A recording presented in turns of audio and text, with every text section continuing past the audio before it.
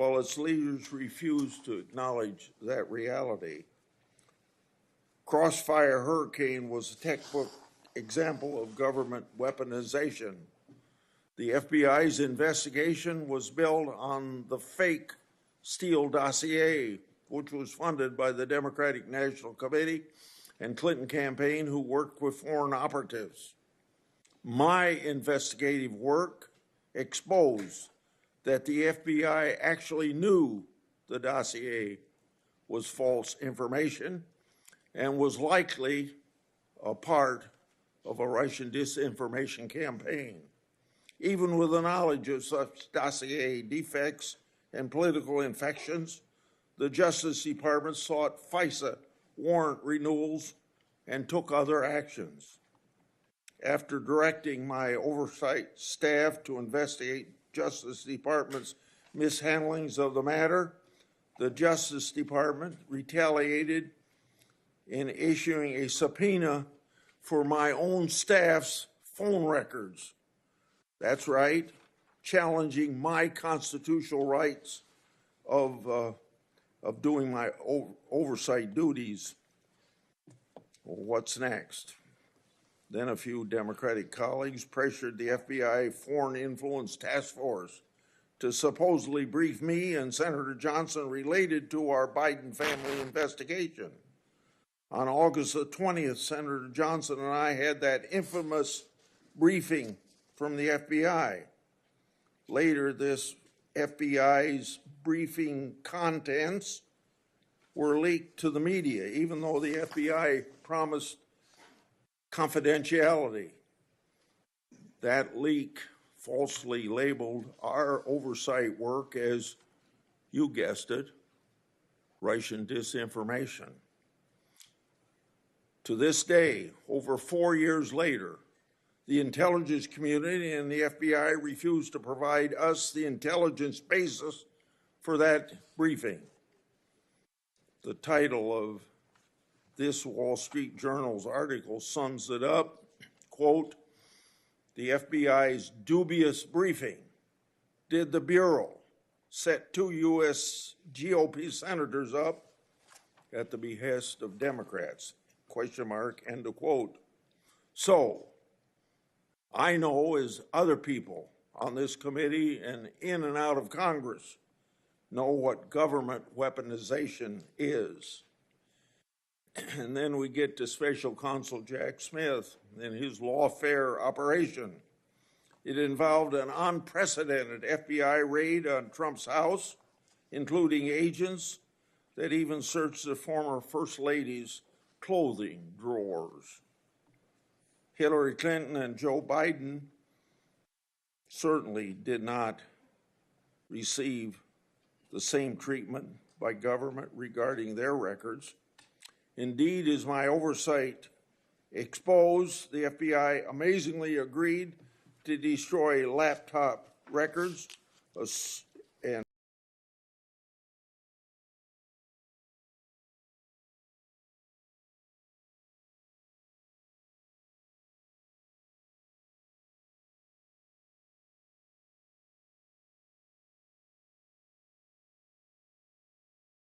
the anti-Trump agent that violated the Hatch Act for political activities on the job started one of Jack Smith's cases. But Jack Smith wasn't the only department official who tried to influence this past election. The Washington Post reported just last August about a previously undisclosed Mueller investigation into Trump that was closed for lack of evidence, and it being, quote unquote, fishing expedition. That news reporting was based on sealed court records, government records, and potentially classified information roughly 90 days before the last presidential election. The Justice Department leaked that information to the press to impact the election against President Trump. And they did it while stiff-arming congressional requests for information that would prove embarrassing to the Biden-Harris administration. So let us not forget some of the more and other flagrant abuses of power that we've seen from the DOJ and the FBI over the last 4 years. And I don't have the time to spend on these that I spent on 2 or 3 others, but just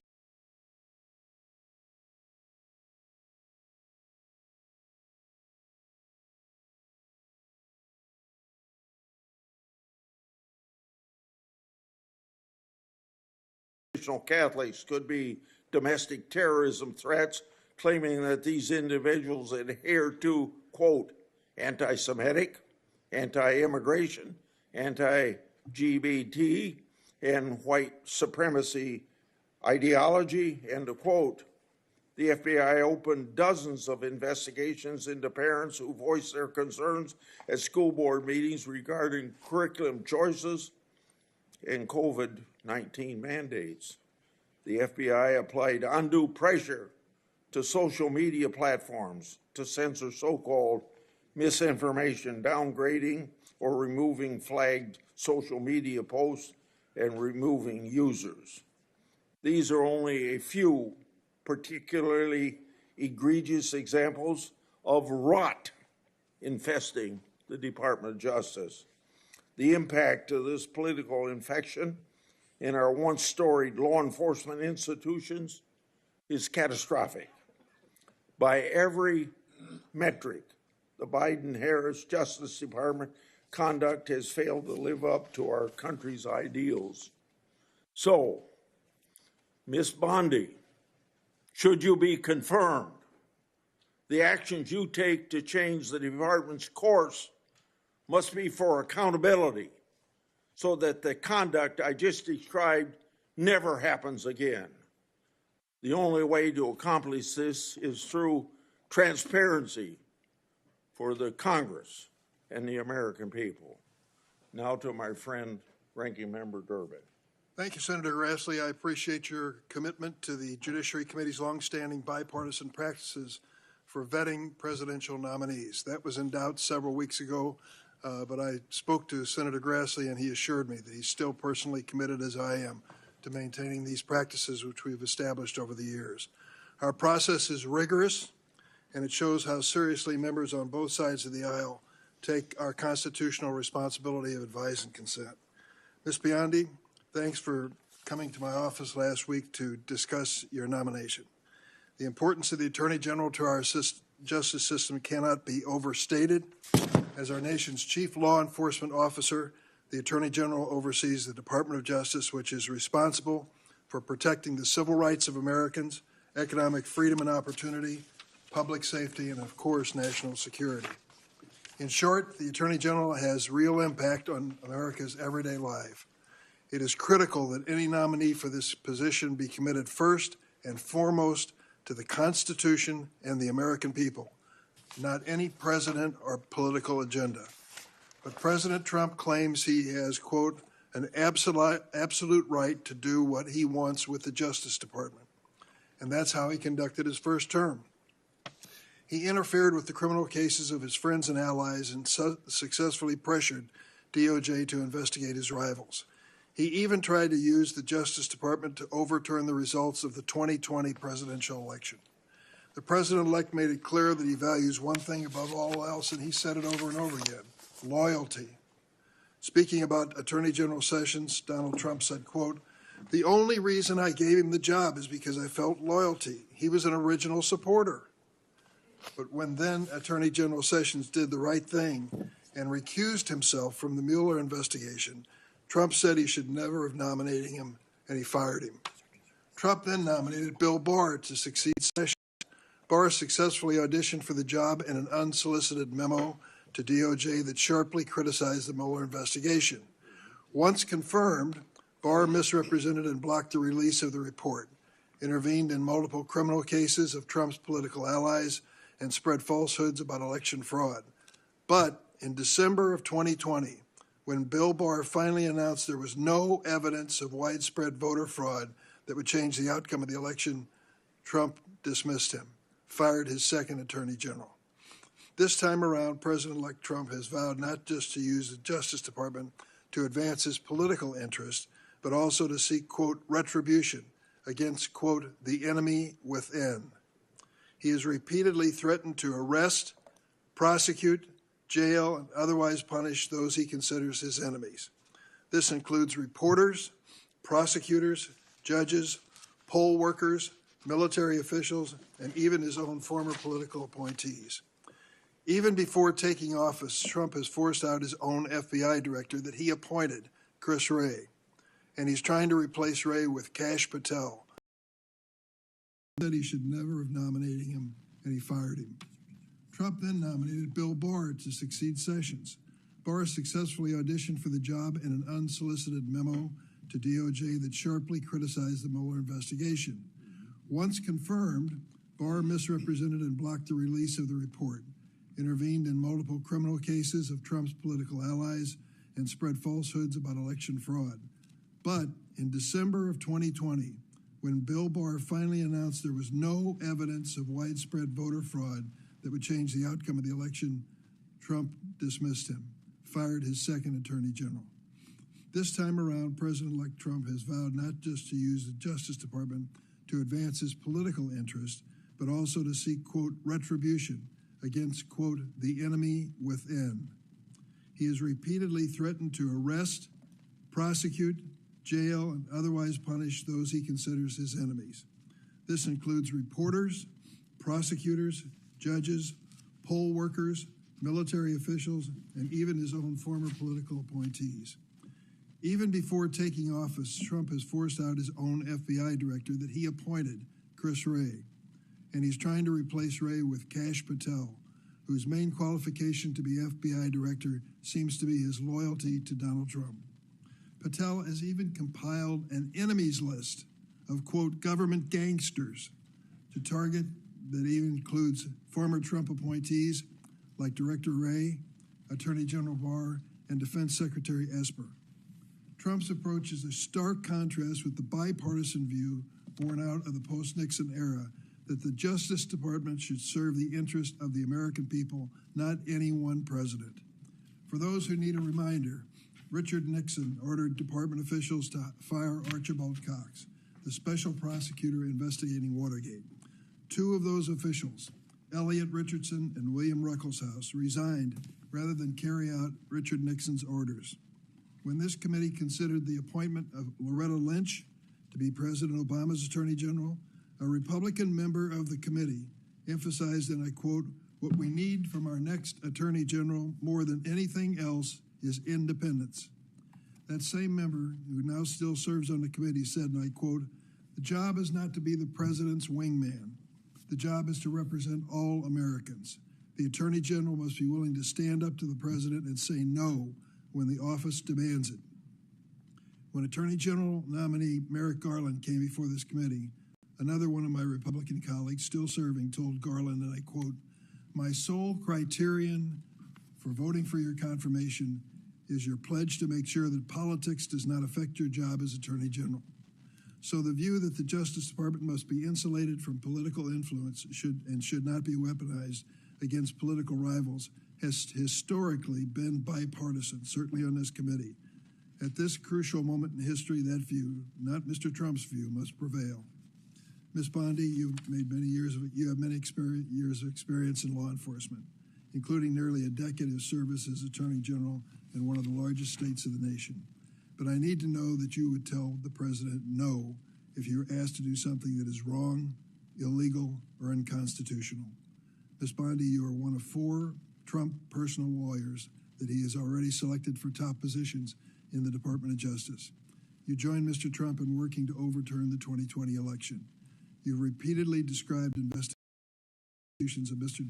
Trump as witch hunts, and you have echoed his calls for investigating and prosecuting his political opponents. This flies in the face of evidence, like Mr. Trump's call to Georgia Secretary of State Brad Raffensperger. We've all heard that audio recording. These are the kinds of anti-democratic efforts that in the past you have defended, and it's critical that we understand whether you remain supportive of Mr. Trump's actions.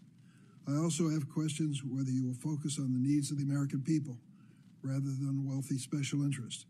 I'm concerned that you failed to identify your extensive lobbying for foreign governments and big corporations as potential conflicts of interest. There will be questions in this hearing on that issue. That's why I've asked the Justice Department and the National Archives for information on your lobbying of the Trump White House and your foreign lobbying disclosures. I'm particularly concerned about your work on behalf of the government of Qatar, which reportedly paid you $115,000 a month to launder their image on human trafficking, an issue of bipartisan concern on this committee. We need an Attorney General who will enforce our antitrust laws to prevent price fixing and monopolies that lead to higher prices for American consumers, not favor corporate giants that you've lobbied for in the past like Amazon and Uber. I also have questions about some of your actions as Florida Attorney General. I'm concerned that your office failed to investigate more than 24 complaints about the for-profit Trump University after Mr. Trump donated to your reelection campaign and held a fundraiser for you at Mar-a-Lago. In addition, you have a long track record on the issue of civil rights, reproductive rights, voting rights, and LGBTQ rights that needs to be discussed. In contrast, Ms. Bondi, Merrick Garland didn't campaign for President Biden, never served as his personal attorney, never lobbied on behalf of foreign governments and corporate giants. After years of relentless criticism on Attorney General Garland from many of my Republican colleagues, I hope they're prepared to hold you to the same standard. Thank you, Mr. Chairman. Okay, it's now time for senators to introduce the nominee. The first one will be Senator Scott at the table, as you see, and Senator Schmidt is a member of this committee at his place on the dais. Senator Scott, please proceed. Mr. Chairman, ranking member, and committee members, it is an absolute honor to sit before you today to introduce my good friend, Pam Bondi, for her nomination hearing. I'd also like to recognize some important people appearing in support of her today, her husband, John, as well as her mother, father-in-law, sister, brother, sister-in-law, and nephews, friends, and family members of John. Many more would surely be here if space allowed. I can tell you wholeheartedly that President Trump couldn't have a better leader than Pam Bondi for Attorney General. She is undoubtedly qualified, brilliant, and committed to defending and protecting the laws of this nation, and has a track record to prove it. It is no secret that the DOJ is facing a public trust crisis after Democrats spent years weaponizing the justice system and the entire federal government. They become an agency that attacks the American people instead of defending and protecting them. That will change under Pam Bondi. Under her leadership, the DOJ will actually fairly enforce the laws to protect the rights of the American people and keep our nation safe and crack down on violent crimes and dangerous drugs. And the American people will trust her to do so.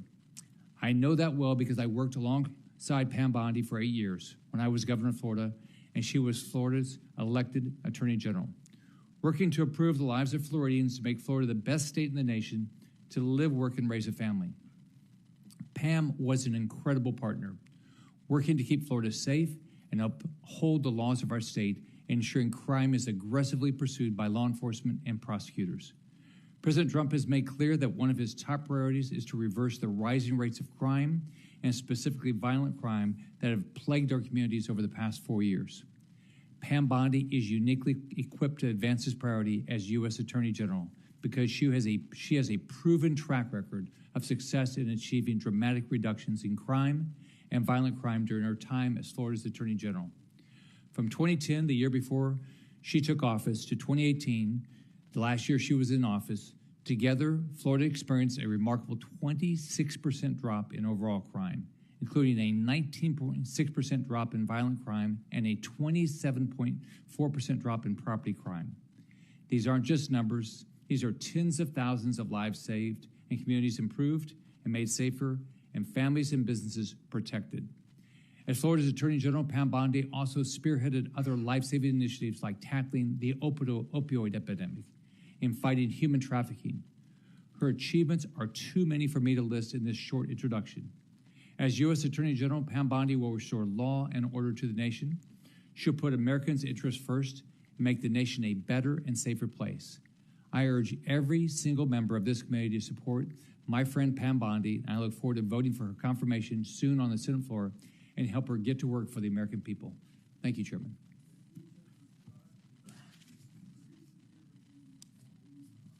Thank you. Thank you, Mr. Chairman, Ranking Member Durbin, and members of the committee. It is an honor for me and a privilege to introduce Pam Bondi, President Trump's nominee to be the 87th Attorney General of the United States. I have known and worked closely with Pam for years, and I'm glad to call her a friend. When Pam was nominated by President Trump, my reaction was, this is a home run. As many of us are, I was only to be outdone by Senator Graham, who described the nomination as a grand slam, touchdown, hole-in-one, ace, hat trick, slam dunk, Olympic gold medal pick, and he's right. As the letter joined by more than 100 former Justice Department officials put it, quote, it's all too rare for senior Justice Department officials, much less attorneys general, to have such a wealth of experience in the day-to-day work of keeping our communities safe, end quote. Pam exemplifies and personifies the Department of Justice's mission to uphold the rule of law, to keep our communities safe, and to protect our rights and liberties as Americans. Pam has distinguished herself in her career in public service that has taken her from her small-town upbringing in Temple Terrace, Florida, to a hearing before this esteemed committee.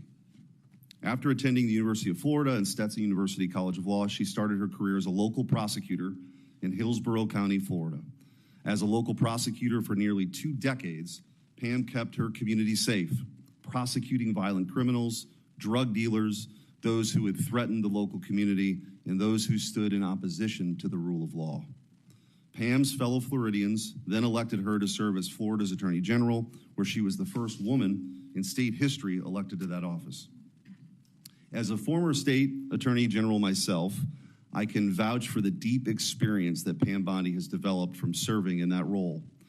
As the chief law enforcement official in her state, she worked with local prosecutors to fight crime, worked to protect our constitutional rights, or the constitutional rights of Floridians, and stood up for the little guy by taking on abuses of power.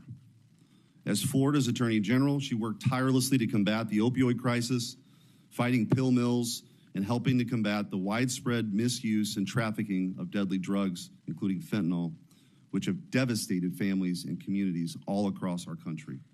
She stood up for Floridians in the wake of a 2008 financial crisis, leading to the National Mortgage Settlement Act, resulting in $56 billion in compensation to victims.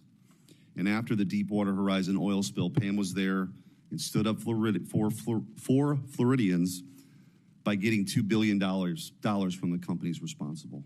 On a more personal note, Pam has always taken it upon herself to help others. She's incredibly generous and someone I could always count on.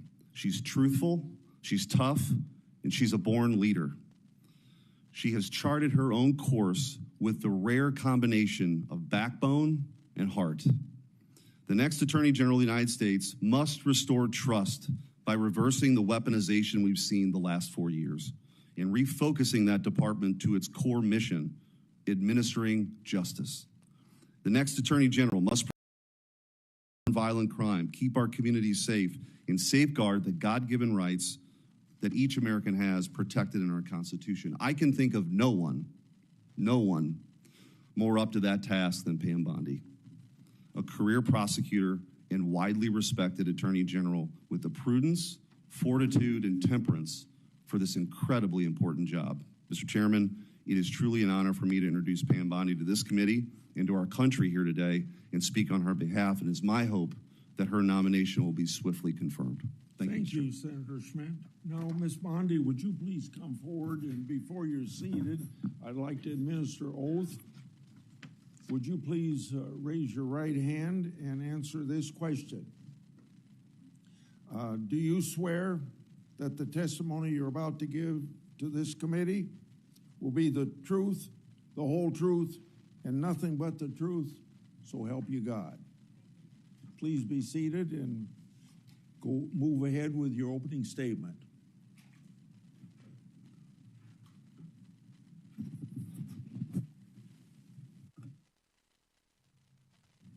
Thank you, Chairman Grassley, Ranking Member Durbin, and members of the Senate Judiciary Committee. I've had the opportunity to meet with almost all of you, and I greatly appreciate that. I'm grateful to President Trump and to this committee for your consideration to be the 87th Attorney General of the United States. I would not be here without my family. And if you can bear with me for just a moment, a lot of them have made a very long trip, and I wrote them all down so I don't forget anyone. My beautiful mother, who I wouldn't be here, a retired kindergarten teacher, would not be here without my mom.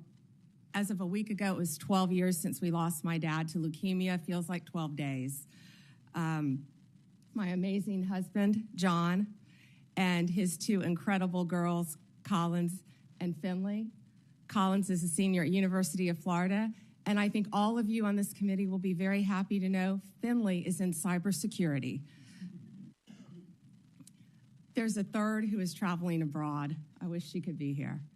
My amazing father-in-law, David, my sister, Beth, my brother-in-law is home with my niece, my nephews, if you could just raise your hand, Evan, Jake, and soon-to-be niece, Savannah. My brother, Brad, a brilliant lawyer, my sister-in-law, Tandy, and my nephews, Justin, who just got a 4.0 at UVA, Rex, great college tennis player, Brad, great tennis player. Is Rhea here? And my niece, my beautiful niece, Rhea, and the little guy is in school because he's 10. My friends, Leslie, Kathy, Dina, Tiffany, Kim, Paula, and so many of my former coworkers. And Ranking Member Durbin, if you want to get dirt on me, these women have known me since I was a child. Seriously, most of them. So thank you for indulging me in that. They've all made a very long trip to be here. And thank you for holding my hearing as well and not postponing it. I appreciate that. Thank you all. From the moment I interned at the state attorney's office in Tampa, Florida, all I wanted to do was be a prosecutor. The Supreme Court certified me, and I had 4 jury trials while still in law school. Lost most of them, but had 4 jury trials and never wanted to do anything else. I continued my career there, trying everything from DUIs, domestic violence cases, capital murder cases, the whole gamut.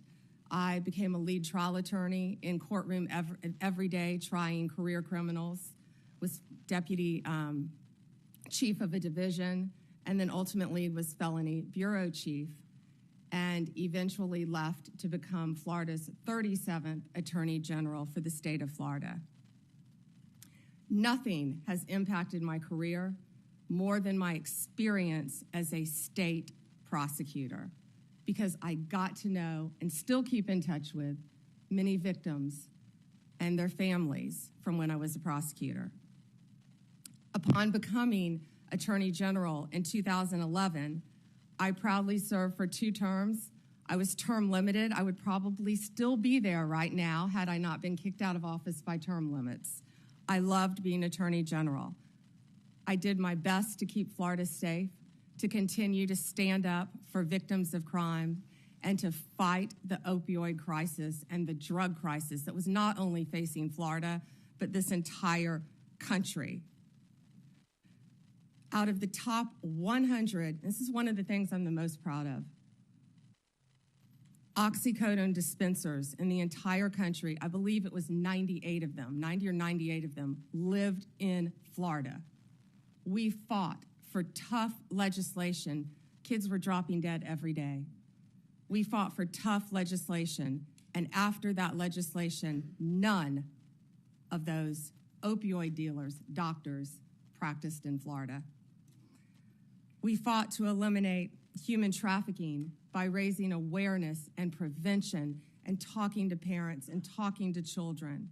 We also provided critical resources, including safe houses, that my state was lacking. On the civil side, we worked to protect consumers. We tackled everything, including off-label prescription marketing, which affects, as you know, many, many people who can't afford prescriptions as well. We partnered with states' attorneys general from both parties and federal agencies across administrations. We went after price gougers during hurricanes. If confirmed as the next Attorney General of the United States, my overriding objective will be to return the Department of Justice to its core mission of keeping Americans safe and vigorously prosecuting criminals. And that includes getting back to basics: gangs, drugs, terrorists, cartels, our border, and our foreign adversaries. That is what the American people expect, and that is what they deserve from the Department of Justice. If confirmed, I will do everything in my power, and it will be my great responsibility to make America safe again. Making America safe again also requires reducing recidivism. We have to fix the Bureau of Prisons, and I am looking on both sides of the aisle. The Bureau has suffered from years of mismanagement, lack of funding, and low morale. I was proud to support President Trump's First Step Act. I think more can be implemented and more can be done on that front. President Trump's leadership on criminal justice reform has demonstrated what is possible when a president is unafraid to do things that have been deemed to be too difficult. We have to reach across the aisle and get solutions for all of these problems. Like the president, I believe we are on the cusp of a new golden age where the Department of Justice can and will do better if I am confirmed. Lastly, and most importantly, if confirmed, I will fight every day to restore confidence and integrity to the Department of Justice and each of its components. The partisanship, the weaponization will be gone. America will have one tier of justice for all. In all this work, I'll collaborate closely with this committee. I will work with all of you, as I have committed to do when I met with almost all of you. And I will partner not only with the state and local officials throughout our great country. I look forward to answering your questions today and working together for this country and our Constitution. Thank you, Senators.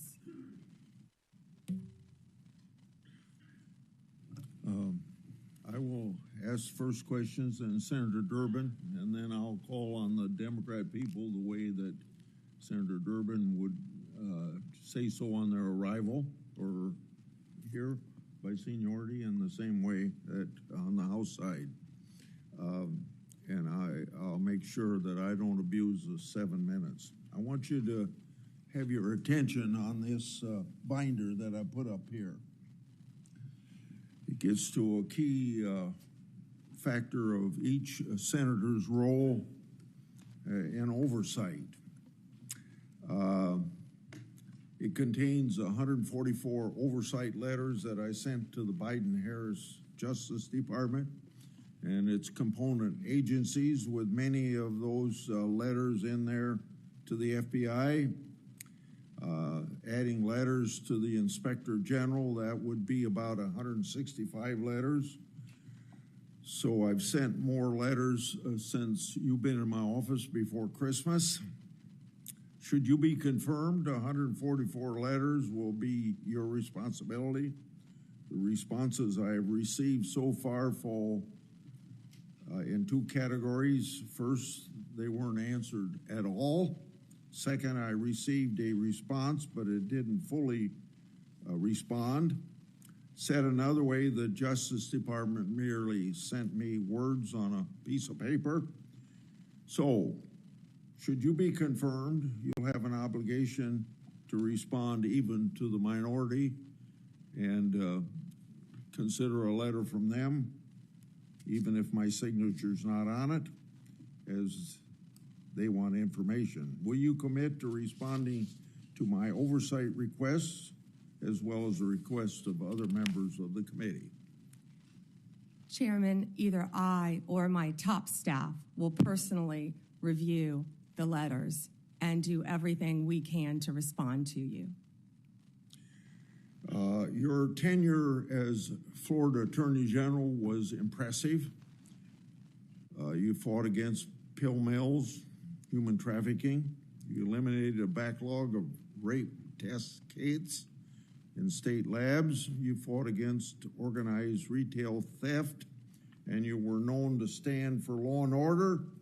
With such achievements, it's easy to see why the people of Florida re-elected you in 2014 and why President-elect Trump nominated you to serve as the nation's chief law enforcement officer. So this gives you a chance to tell us on this committee and the people of this country what you're proud of is your record as Attorney General of Florida. Thank you, Chairman Grassley. I was truly honored to serve the people of the state of Florida for 8 years, but it was a team effort. I had great people around me, many of whom are in this room today. And we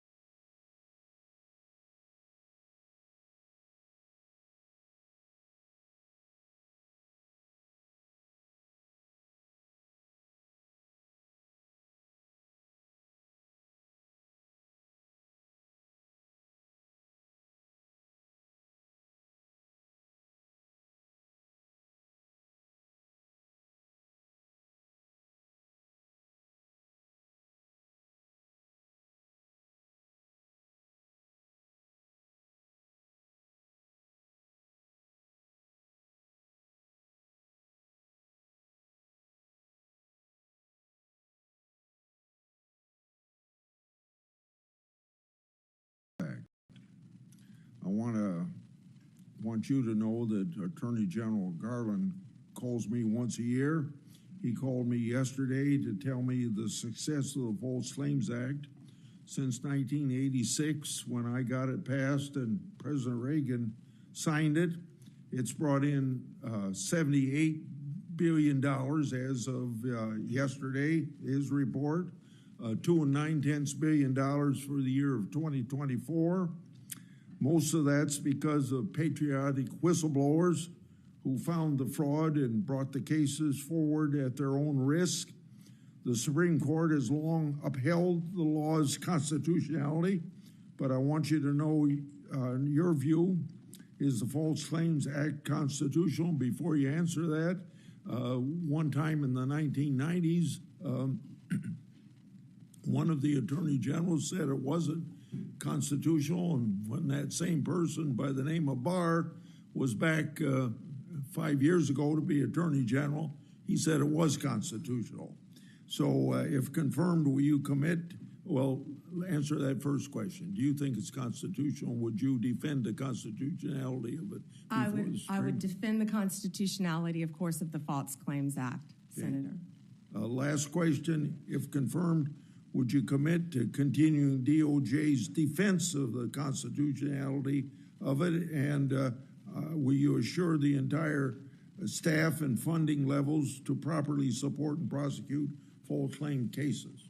Senator, the False Claims Act is so important, and especially by what you said with whistleblowers as well, and the protection and the money it brings back to our country. Yes, sir. Thank you for your answers. Senator Durbin. Thank you, Senator Grassley. Ms. Bondi, if you're successful in your nomination, this Democrat would like to give you 3 words of advice.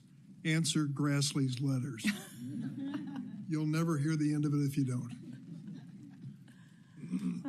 At issue, I believe, in this nomination hearing is not your competence nor your experience. At issue is your ability to say no.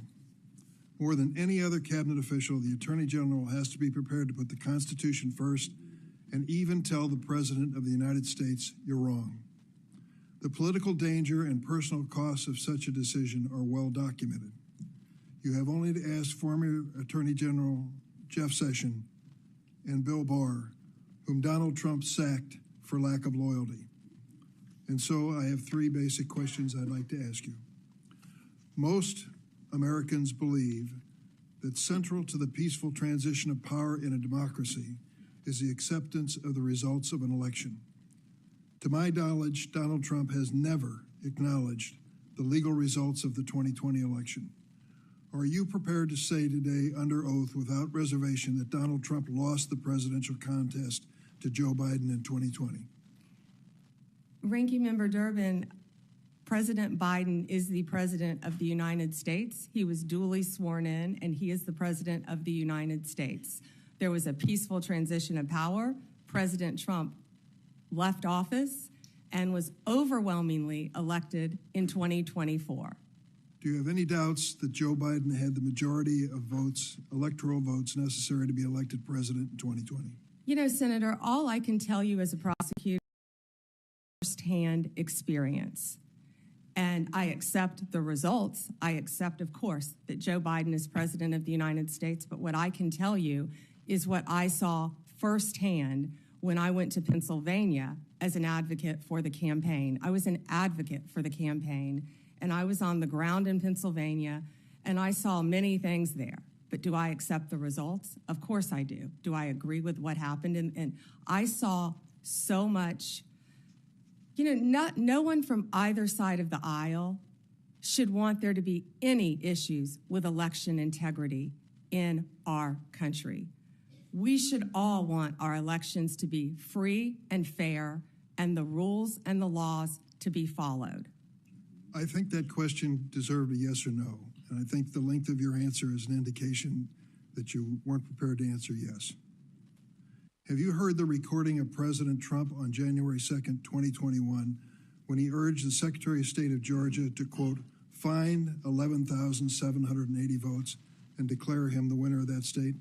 No, I've heard about it through clips, but no, Senator, I've not heard it. What was your reaction to President Trump making that call? I would have to listen to the tape, Senator. Well, the quote that I give you is exact.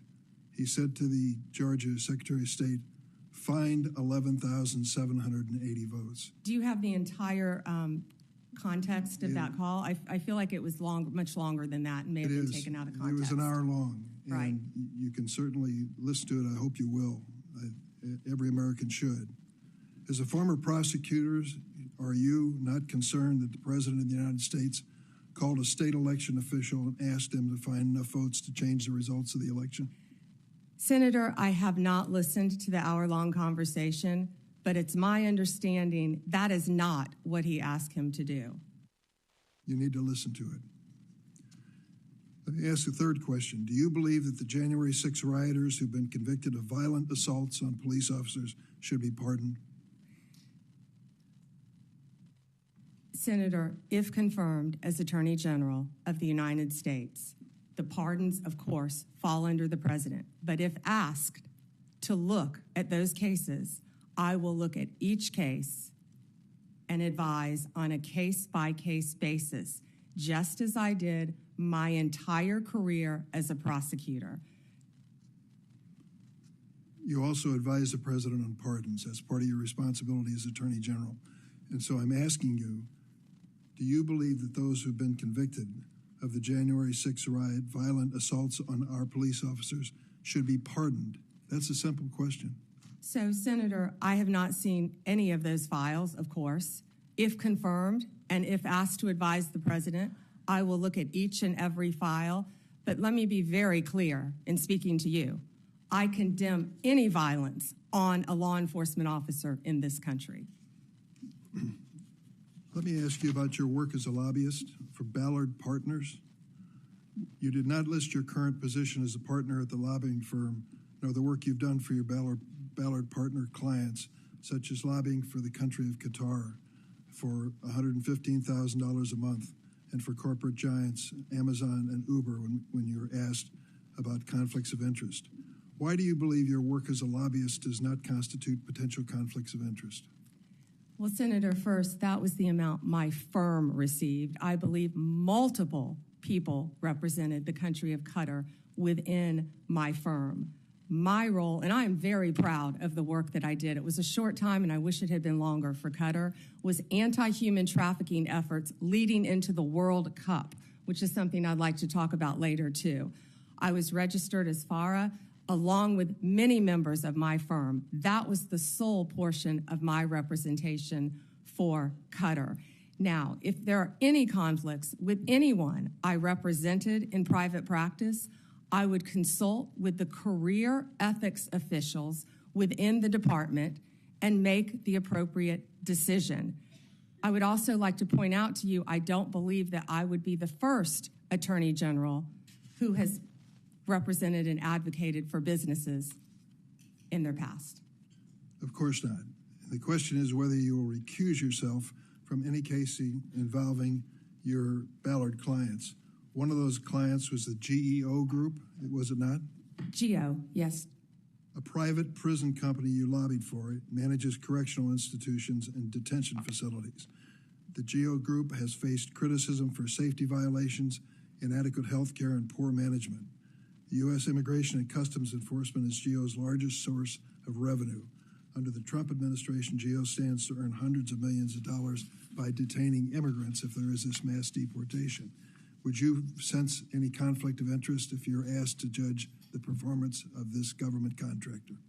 Senator, I will consult with the career ethics officials within the Department of Justice and make the appropriate decision. Thank you, Mr. Chairman. Senator Graham. Thank you. Congratulations. Thank you. You forgot to say that John's family was from South Carolina. The upstate, I'm sorry. Yeah. I'll give you a pass on that. From Anderson, by the way. So, listen, President Trump asked a bunch of us, who would you pick for Attorney General? How many of you got asked that on our side? Probably didn't ask Dick, but he asked me. I said Pam Bondi. That's like an easy decision. I couldn't think of anybody more qualified, that he knew, that he trusted. And it's okay to have, you were his lawyer, right? Yes, sir. I represented him when they tried to impeach him the first time as part of White House Counsel, Office of Special Counsel. Being Trump's lawyer prepares you for many things. So, yeah, you have a long-standing relationship with the president. He trusts you. That's a good thing. That's probably why President Kennedy picked his brother, Bobby Kennedy. I guess you can say no to your older brother. I'm sure he would. But this idea there's something bad is ridiculous. Who do you pick? You pick people you know. You pick people you trust, people that you're qualified. I'm glad he picked you. He knows you, he trusts you, and you're highly qualified. So the idea that there's something wrong with that is just absolutely ridiculous. So let's talk about the job you're about to have here. Do you support making certain drug cartels in Mexico foreign terrorist organization? Senator, I personally went to Mexico. I personally dealt with these cartels when I was a state prosecutor, and they are a grave and violent threat You to our consider country. Yes, Senator. Advising the president. Good, good. Now, when it comes to Crossfire Hurricane, are those days over if you're Attorney General? Absolutely. Okay. Lake and Riley, are you familiar with that case? Sadly, I am, Senator Graham. Do you know why the man who killed her was released from custody? He was paroled due to detention capacity at the Central Processing Center in El Paso, Texas. Now, that's not your call. You'll be DOJ. But do you agree with me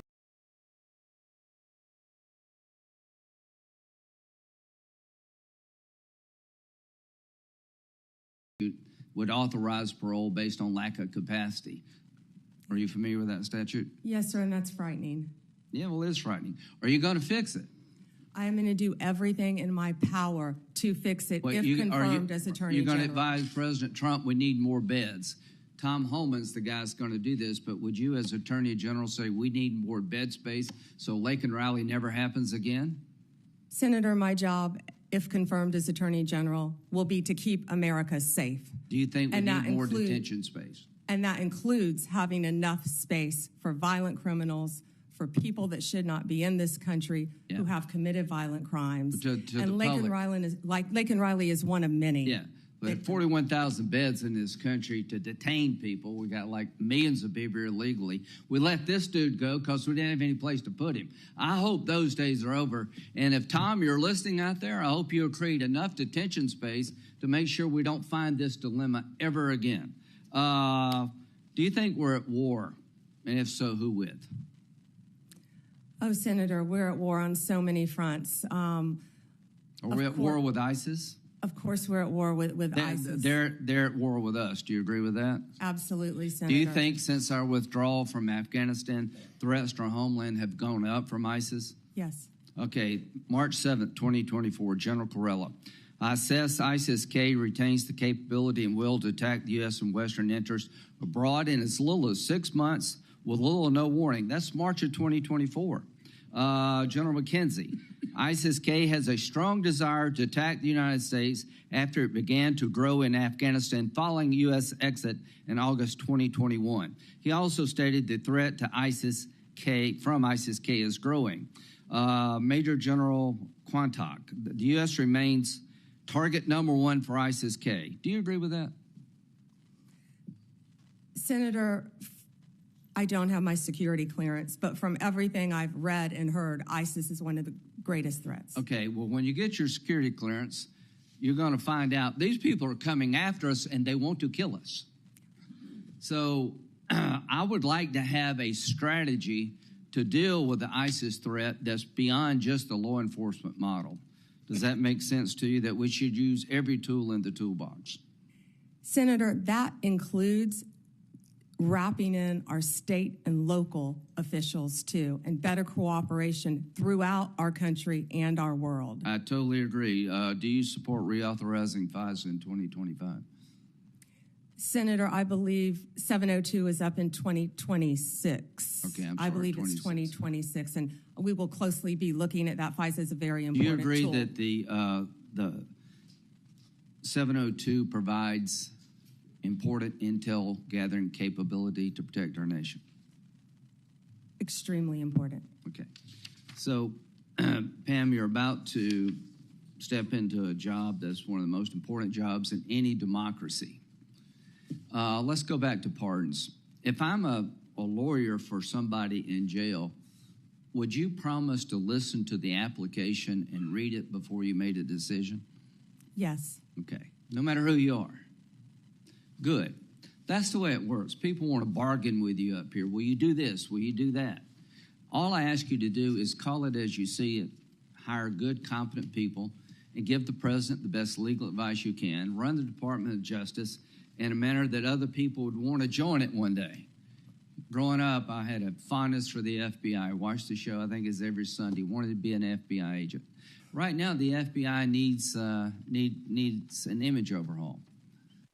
So you have a real task ahead of you in two areas: to restore trust to many Americans who have lost trust in the Department of Justice, and to make sure that this country is safe from drug cartels that are killing 3,000 Americans every 2 weeks for money, to go after these people and to protect our homeland that's under siege. I think you're the perfect pick at one of the most dangerous times in American history, and I look forward to supporting you. Thank you, Senator. Senator Whitehouse. Thank you, Chairman. Welcome, Ms. Bondi. Thank you, Senator, and thank you for meeting with me. I greatly appreciate that. It was a pleasure. Ms. Bondi, you were a courtroom prosecutor for a great many years. As a courtroom prosecutor, did you ever have an enemies list? No, Senator. Be Florida's Attorney General. As Florida's Attorney General, did you ever have an enemies list? No, Senator. As Florida's Attorney General, you were responsible for hiring into the Florida Department of Attorney General, correct? Senator, the Attorney General's office in Florida is the third largest in the state, approximately 1,400 employees and approximately 400 lawyers. Only California and Texas are our bigger offices. And you were responsible yes. for hiring into that office while you were Attorney General? Yes. Would you Senator. have hired someone into the Florida Attorney General's office who you knew had an enemies list? Senator, to cut to the chase, you're clearly talking about Kash Patel. I don't believe he has an enemies list. He made a quote on TV, which I have not heard. I saw your sign, or Senator Durbin's sign about Kash. But I know that Kash Patel has had 60 jury trials as a public defender, as a prosecutor. He has great experience in the Intel Department, Department of Defense. I have known Kash, and I believe that Kash is the right person at this time for this job. You'll have the ability to question Mr. Patel. And I'm questioning you right now do. about whether you will enforce an enemies list that he announced publicly on television. Oh, Senator, I'm sorry. There will never be an enemies list within the Department of Justice. Thank you. The FBI's, what is the FBI's role in national security and counterterrorism, and how important is that role? You know, Senator, I believe now more than ever, counterterrorism is so important and vital in our country. We are facing such incredible threats here and abroad. I'm sure many of you saw former FBI Director Wray's interview on 60 Minutes. He talked about the threats that, frankly, again, I don't have my security clearance, but the threats facing us, Senator, from China right now that are so great, the sleeper cells within our country. Given that importance, is it responsible to call for shutting down the FBI's counterterrorism and national security work? And will you, as Attorney General, impede or shut down the FBI's counterterrorism and national security work? Senator, 2 questions. Senator, I believe that national security is vital right now for our country on so many fronts. I could continue to discuss many others. And the FBI's role in that? And the FBI plays a vital role in counterterrorism Which you will or will not shut down. I will look at each agency. I have no intention of shutting anything down right now, Senator. I am not in that office yet, and if confirmed, I will look at each individual agency and how it should be managed, but counterterrorism right now in our world is vital. You have said that Department of Justice prosecutors will be prosecuted in the Trump administration. What Department of Justice prosecutors will be prosecuted and why? I said that on TV. I said prosecutors will be prosecuted, to finish the quote, if bad. Investigators will be investigated. You know, we all take an oath, Senator, to uphold the law. None of us are above the law. Let me give you a really good example of a bad lawyer within the Justice Department, a guy named Klein Smith, who altered a FISA warrant, one of the most important things we can do in this country. So will everyone be held to an equal, fair system of justice? If I am the next Attorney General, absolutely, and no one is above the law. Under what circumstances will you prosecute journalists for what they write? I believe in the freedom of speech. Only if anyone commits a crime. It's pretty basic, Senator, with anything, with any victim. And this goes back to my entire career for 18 years as a prosecutor and then 8 years as Florida's Attorney General. You find the facts of the case, you apply the law in good faith, and you treat everyone fairly. And it would not be appropriate for a prosecutor to start with a name and look for a crime. It's a prosecutor's job to start with a crime and look for a name, correct? Senator, I think that is the whole problem with the weaponization that we have seen the last 4 years and what's been happening to Donald Trump. They targeted Donald Trump. They went after him, actually starting back in 2016. They targeted his campaign. They have launched countless investigations against him. That will not be the case if I am Attorney General. I will not politicize that office. I will not target people simply because of their political affiliation. Justice will be administered even-handedly throughout this country. Senator, we've got to bring this country back together. We've got to move forward, or we're going to lose our country. Yeah, I think the concern is that weaponization of the Justice Department may well occur under your tenure, and we want to make sure that that's not the case, that you remain independent, that you remain able to tell the president no when that's necessary to protect the Constitution and the integrity of the department. So that's where I'm asking these questions. We talked in the meeting about the contacts policy that has prevailed really since Senator Hatch sat in that chair and demanded it of the Clinton Justice Department through all the administration since then, with the exception of a brief period under Attorney General Gonzalez, which he corrected and which did not end well for him. There has been a contacts policy that limits contacts between the White House and the Department of Justice to a very few senior officials on each side. In your role as Attorney General, if you are confirmed, will you maintain, defend, and enforce that longstanding contacts policy? Senator, yes, I will meet with White House counsel and I will meet with the appropriate officials. Tax policy. My time has expired. Thank you, Ms. Bondi. Senator Cornyn. Ms. Bondi, your testimony is music to my ears. Thank you. One of the things that I have been most concerned about over certainly the last 4 years and extending back during President Trump's administration is the weaponization and politicalization of the Department of Justice, which together with the FBI is one of the most important institutions in this country.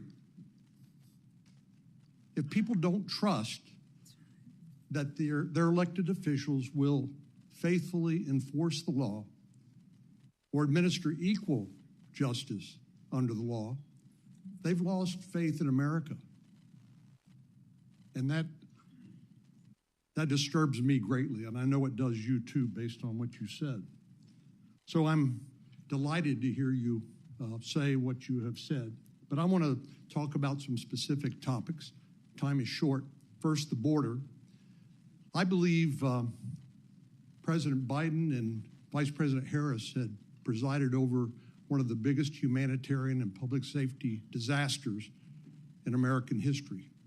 Senator Cruz and I represent a state with 1,200 miles of common border with America. But as you pointed out with fentanyl, what happens at the border doesn't stay at the border. Fentanyl poisoning is the most common cause of death of young people between the age of 18 and 45. We know where it comes from. Yes. The precursors come from China. They go to the cartels. They mix them up, make them look like innocuous pills. And young people take them and die. It's just that simple and that tragic. So there's just so much that we could talk about with regard to the border, but you know, I know people voted for President Trump in large part because of his promise to restore security at the border. Will you do everything within your power as Attorney General to enforce the laws on the book including the President's executive orders, which I anticipate he will be signing on January the 20th when he is sworn in, and help do everything you can and the Department of Justice can is to restore security to our southern border? Yes, Senator, absolutely.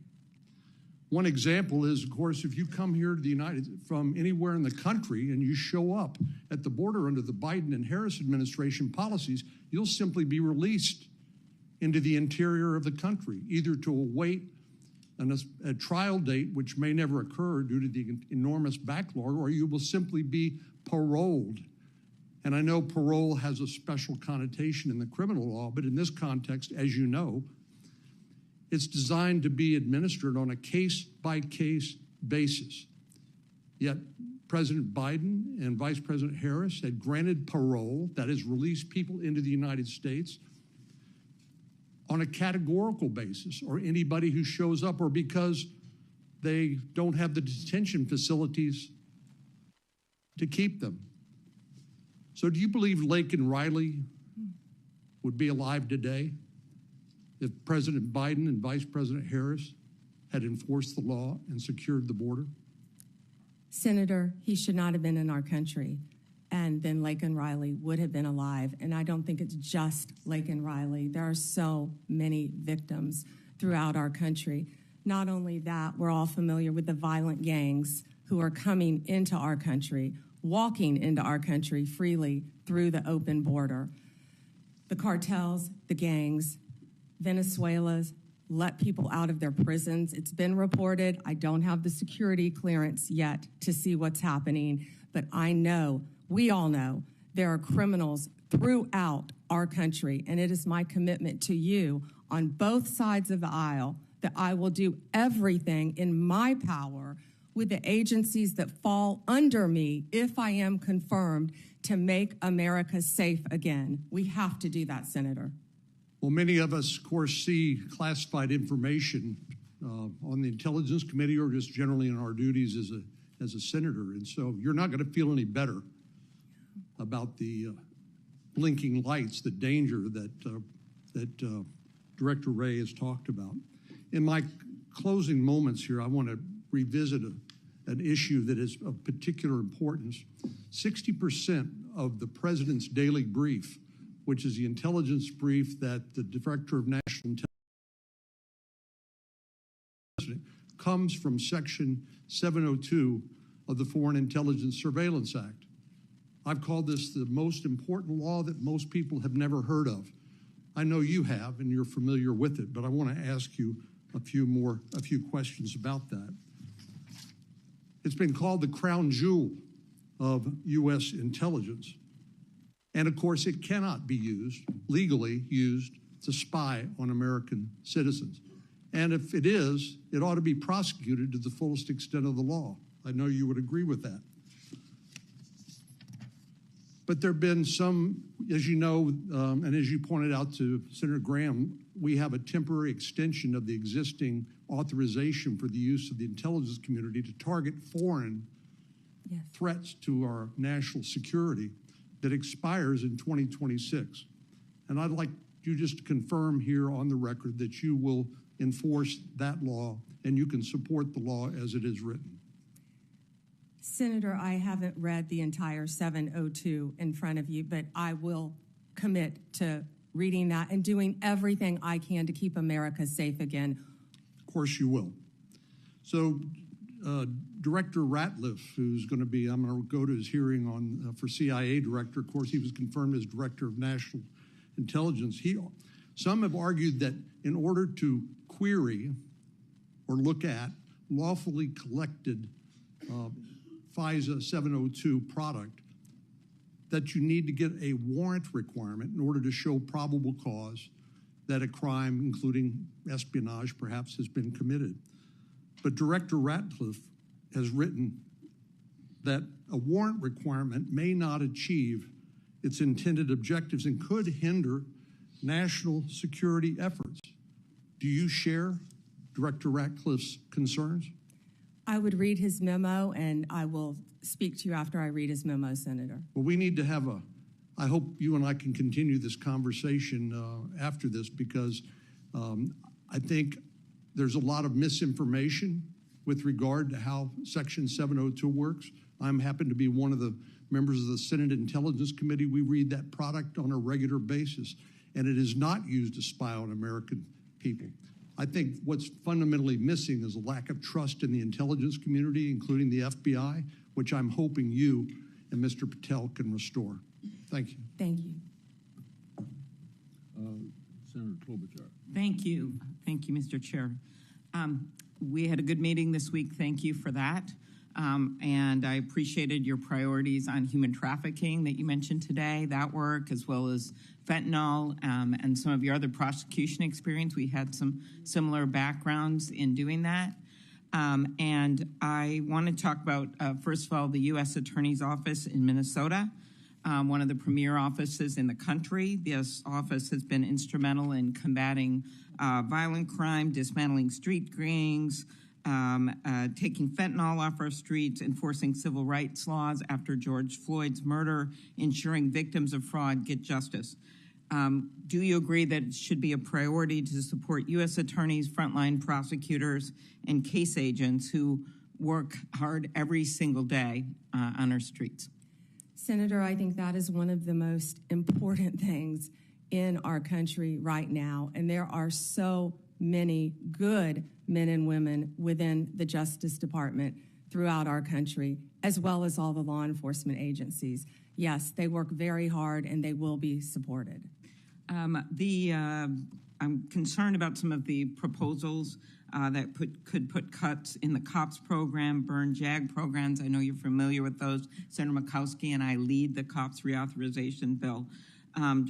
Will you commit to continue to support those programs? Senator, I will read everything about those programs because that is a top priority of mine, and I would love to meet with you on that and Senator Murkowski to support law enforcement and those programs. Thank you. Independence from political interference is vital to the legitimacy and success of the Department of Justice. I was honestly troubled by some of the answers to Senator Durbin's questions. We will continue that discussion, I'm sure, on the committee about the election. But I want to focus on the investigation, charging decisions. As a prosecutor, I'm sure you had this experience. I would get calls from people, hey, that's just a kid, give him a break. And I remember one answer I gave was, he's 40 years old, he's not a kid. But that kind of interference is attempted all the time. And one of my concerns here, whether it's a call from a friend, a corporate lobbyist, a White House, it has been very clear that the attorney generals of both parties have established clear policies to ensure the White House doesn't tamper with criminal investigations and prosecutions. At Attorney General Mike McCasey's hearing, he made clear that any attempt by the White House, and these are the words, to interfere with a case is not to be countenanced. Any call to a line assistant or to a United States attorney from a political person relating to a case is to be cut and curtailed. Do you agree with this statement? Senator, yes, I believe that the Justice Department must be independent and must act independently. The number one job is to enforce the law fairly and even-handedly, and that's what will be done if I am an insurance to every member of this committee that the Justice Department will only follow the facts and the law, and the White House will play no role in cases investigated or brought? Senator, it will be my job, if confirmed as Attorney General, to make those decisions. Politics will not play a part. I've demonstrated that my entire career as a prosecutor, as Attorney General, and I will continue to do that if you confirm me as the 87th Attorney General of the United States of America. In an earlier question, with some of my colleagues talked about China and the risk, yet you have a nominee from this incoming administration, Kash Patel, the pick to head the FBI, have serious concerns about him, has referred to the FBI's Intel Division, which is responsible for protecting us from foreign adversaries like China, as, quote, the biggest problem the FBI has had, and he said that he wants to, quote, break that component out of the FBI. Do you agree? I have not seen those comments from Mr. Patel. I would review them but we have to do everything we can to protect our country. Again, Mr. Patel would fall under me and the Department of Justice, and I will ensure that all laws are followed, and so will he. Okay.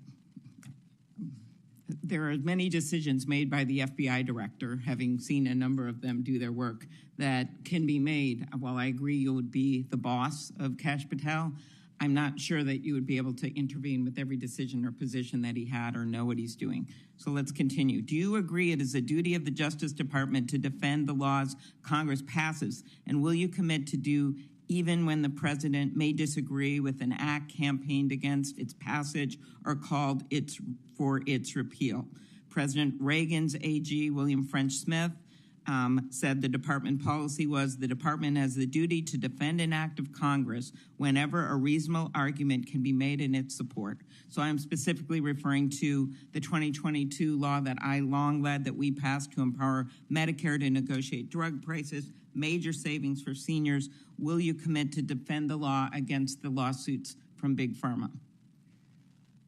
Senator, I was involved in Big Pharma cases when I was Attorney General of the state of Florida, and I will commit to protect the laws of the United States of America. Okay, thank you. That would also, same question, with the Supreme Court is going to be hearing a challenge to the Affordable Care Act's coverage of preventative services. And despite the fact that you twice joined suits to have the entire Affordable Care Act invalidated, will you commit to defending this law? Yeah, I believe this is very different. It's a very isolated, it's different. It's not the entire Affordable Care Act, but I will, it's pending litigation, of course, within the department. Since the 1990s, the Freedom of Access to Clinic Entrances Act has protected patients, providers, and facilities that provide reproductive health services. Will you commit to continuing to enforce the FACE Act to address violence and threats against those providing reproductive health care services? Senator, the FACE Act not only protects abortion clinics, but it also protects pregnancy centers and people going for counseling. The law should be applied even-handedly. Yes, Senator. So you'll uphold the enforcement of that law? I'll uphold the enforcement of the law, Senator. Okay, and I will ask my antitrust questions in the next round. We had a good discussion about that, and I do appreciate the nominee that has been put in place for the antitrust division, and there's incredibly important work that has to be done in that division. So Gail Slater is remarkable. Thank you. Thank you. I thank all of my colleagues for abiding by the 7-minute rule. Before I call on Senator Lee, I want everybody to plan on our first break would be about 11:50, and that would be 30 minutes for lunch. Senator Lee. Thank you, Mr. Chairman. Thank you, Ms. Bondi, for being here today. I, too, share the assessment that Gail Slater is great. Had a great meeting with her yesterday. Just thrilled that you're here and that you're willing to serve. I'd like to talk to you as a longtime lawyer and one who has handled a variety of criminal matters about the Fourth Amendment. What can you tell us about the Fourth Amendment's warrant requirement and why it's so important? Well, the warrant requirement is so important, which I've dealt with that since I was in my 20s as a state prosecutor. A warrant is so important because it protects citizens' rights, and that's why it's so important. And it does that specifically because under the Fourth Amendment, you're required to go to a judge, and you're required to show a judge evidence providing probable cause, and based on that probable cause, you can describe with particularity the things or persons to be searched or seized. And on that basis, the judge may issue or not issue the warrant, but without it, you can't get it. Now, this is time-consuming, no doubt, right? Oh, I've done many of them, yes. It's very time-consuming, Senator. And there's probably not a law enforcement officer anywhere in the world who wouldn't acknowledge that they could save time if they didn't have to go about it. And yet we require it. Why is that so important that we do it? Well, it's so important for the reasons you just laid out. When I said I've done many of them, I've approved them and not approved them as a state prosecutor, because law enforcement, there are checks and balances, and law enforcement must bring these warrants to prosecutors to see if there is sufficient evidence. Then after that's done, they have to take them to a judge to have a judge sign them. So there have to be sufficient checks and balances throughout our system. So even after you as Attorney General, as the chief law enforcement officer and prosecutorial authority in the state of Florida approved it within your office, you still had to go to the judge. And if it was late at night, early in the morning, didn't matter when, you had to find a judge.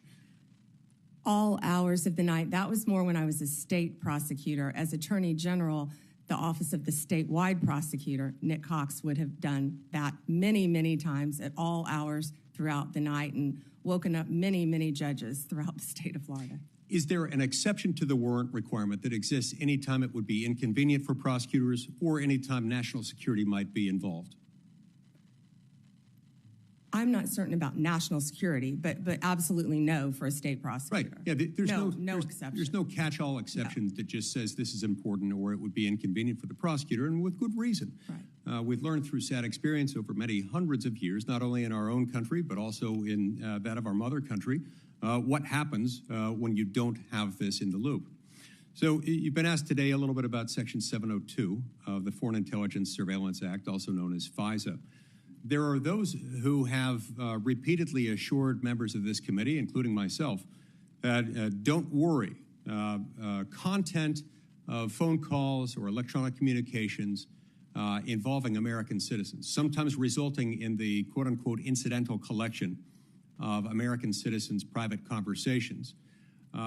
Don't worry, their Fourth Amendment rights are just fine. And yet, when they incidentally collect the communications of American citizens, either because they're perhaps unwittingly talking to somebody who might be an agent of a foreign power and themselves under 702 surveillance, they get onto this big database. And at times, there are those in the government, including the Federal Bureau of Investigation, who have gotten into that database and done so, of course, without a warrant because there currently is no warrant requirement. This has the effect of what we call a de facto backdoor warrantless search. Would you agree with me that that is potentially concerning anytime an American citizen's private conversations are intercepted, stored, whether as an incidental collection or otherwise? They ought not be searched without some kind of probable cause showing. I assume you'd agree with me on that. Yes. Yeah, it's important. Sometimes people will defend that by saying national security is involved, as if that's the beginning and the end of the inquiry. That has never been the case, and I hope and pray it never will be the case, because that's not what the Fourth Amendment says, not what it does, not what it ever can be. So it's my sincere hope that the next time FISA 702 comes up for reauthorization, Congress finally do what it has been avoiding for a long time, which is to ensure that this doesn't happen. We've heard again and again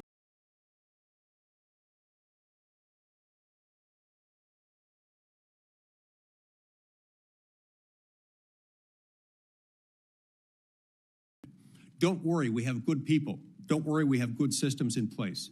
Don't worry, it's as good as a warrant requirement, the internal approval procedure that we have within our system. And yet we found out time and time again that this has happened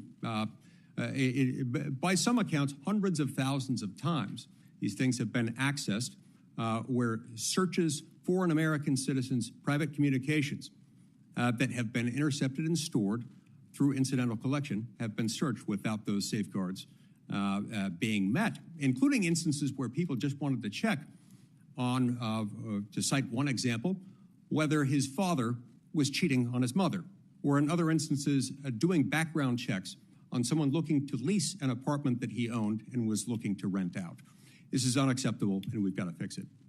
Speaking of unacceptable, we have seen over the last few years the weaponization of government, specifically within the Department of Justice, against law-abiding Americans. Law-abiding Americans whose offense was something along the lines of, them exercising their constitutional rights, ranging from Catholics attempting to practice their faith, to parents showing up to school board meetings, to people showing up to engage in peaceful protesting outside of abortion clinics.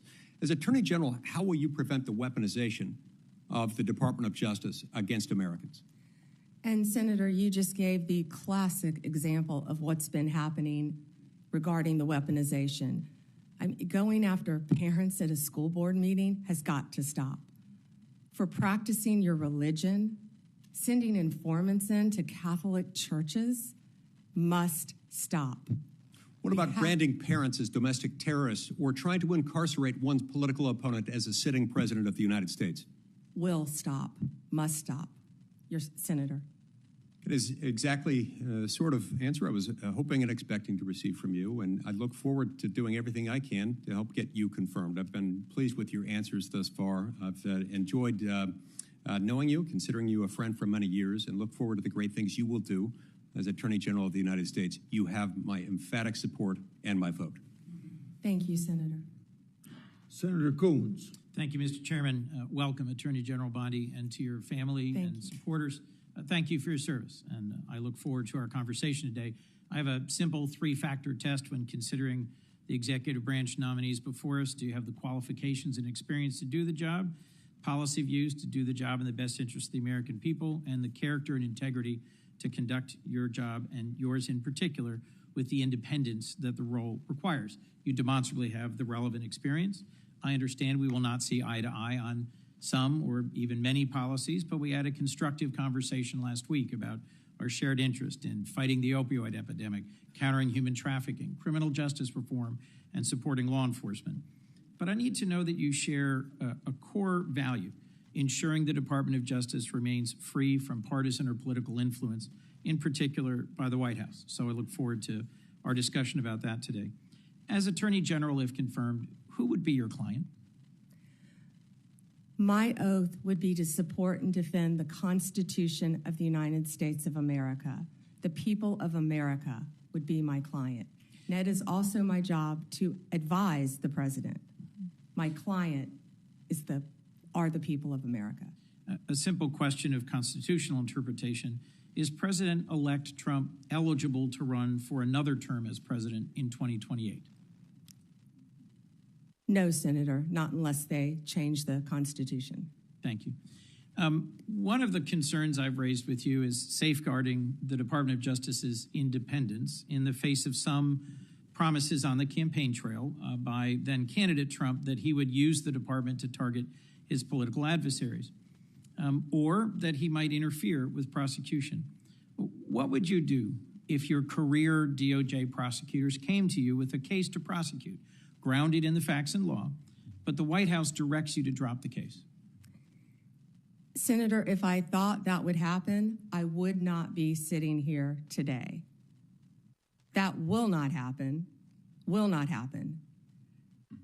Every case will be prosecuted based on the facts and the law that is applied in good faith, period. Politics have got to be taken out of the system. I agree with you. This department has been weaponized for years and years and years, and it has to stop. Thank you. Let me, if I might, Madam Attorney General, refer you back to Senator Durbin's opening comments about previous attorneys general, our former colleague, Jeff Sessions, Bill Barr. I don't think it's credible to say that it may never happen that the president-elect would direct an unethical or illegal act. I think both of those attorneys general found themselves crosswise with the then president by doing things he didn't welcome or approve of. Just answer the question for me, if you would. I know you may not expect it. I know you wouldn't have accepted this nomination if you thought it possible. But let's imagine that once again, President-elect Trump issues a directive or order to you or to the FBI director that is outside the boundaries of ethics or law. What will you do? Senator, I will never speak on a hypothetical, especially one saying that the president would do something illegal. What I can tell you is my duty, if confirmed as the Attorney General, will be to the Constitution and the United States of America. And the most important oath, part of that oath that I will take, are the last four words, so help me God. Given the importance of that oath, I hope you can understand the importance of repeated questions from some of us about the importance of having independence in the Department of Justice. It has a long tradition of independent special prosecutors, especially to handle high-profile or often political cases. If you got credible evidence of a criminal violation by a White House official, including even the president, would you bring in a special prosecutor? Senator, that's a hypothetical. I can tell you what I do know is special prosecutors have been abused in the past on both sides. We have seen that for many, many years. They have cost the taxpayers countless dollars, countless. and I will look at each situation on a case-by-case basis and consult the appropriate career ethics officials within the department to make that decision. Attorney General, do you think special counsels need to be confirmed by the Senate? I will follow the law and I will consult with the appropriate ethics officials regarding the law. Right now, they do not need to be Senate confirmed, of course. But you did sign an 11th Circuit brief arguing that they should be. I will follow the law, Senator. That's why I said that. Understood, but I was just getting to the clarity about the difference Absolutely. between a position you've advocated and what the current law is. Thank you for that. Look, bluntly, to me, refusing to answer a hypothetical when there is clear and concrete previous history raises some concerns for me. I think Chris Wray has done an outstanding job as FBI director at avoiding political pressure. And although he was chosen by President Trump, he's being driven out so that he can be replaced. My perception, I've not yet met with Mr. Patel, by a loyalist who has publicly said he will do what the president asks him. Given that Attorney General Barr was asked to go find evidence of election interference and improprieties, went and looked for the evidence and said, I can't find any, and was then dismissed, I'm just going to ask you one last time. Can you clarify for me that in following ethics in the law, you'd be willing to resign if ordered to do something improper? Senator, I wouldn't work at a law firm. I wouldn't be a prosecutor. I wouldn't be attorney general. If anyone asked me to do something improper and I felt I had to carry that out, of course I would not do that. That's one of the main things you learn when you're a young prosecutor is to do the right thing. And I believe that has continued with me throughout my very long career. As we discussed, protecting American invention and innovation, American intellectual property, is a real concern of mine and of several others on this committee. I look forward to talking with you about that pressing concern.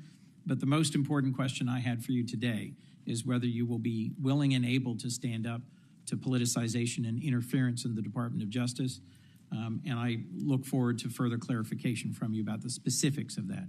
Thank you, Mr. Chairman. Thank you. Thank you. Senator. Senator Cruz would be next, but he's not here, so I call on Senator Kennedy. Thank you, Mr. Chairman. Ms. Bondi, welcome. Congratulations. Can we agree that legitimacy is important to America's criminal justice system? Yes, Senator. Can we agree that legitimacy is important to the Department of Justice, which in part administers our criminal justice system? Yes, Senator. And if Americans come to believe that our criminal justice system or our Department of Justice is acting illegitimately, that makes Americans less likely to accept the results of that system, does it not? Yes, Senator. And that makes Americans less likely to follow the substantive laws that we pass that are administered by the Department of Justice. Isn't that true? Yes, Senator. And if that happens, we have chaos, don't we? Chaos. And the social contract is breached, isn't it? Yes.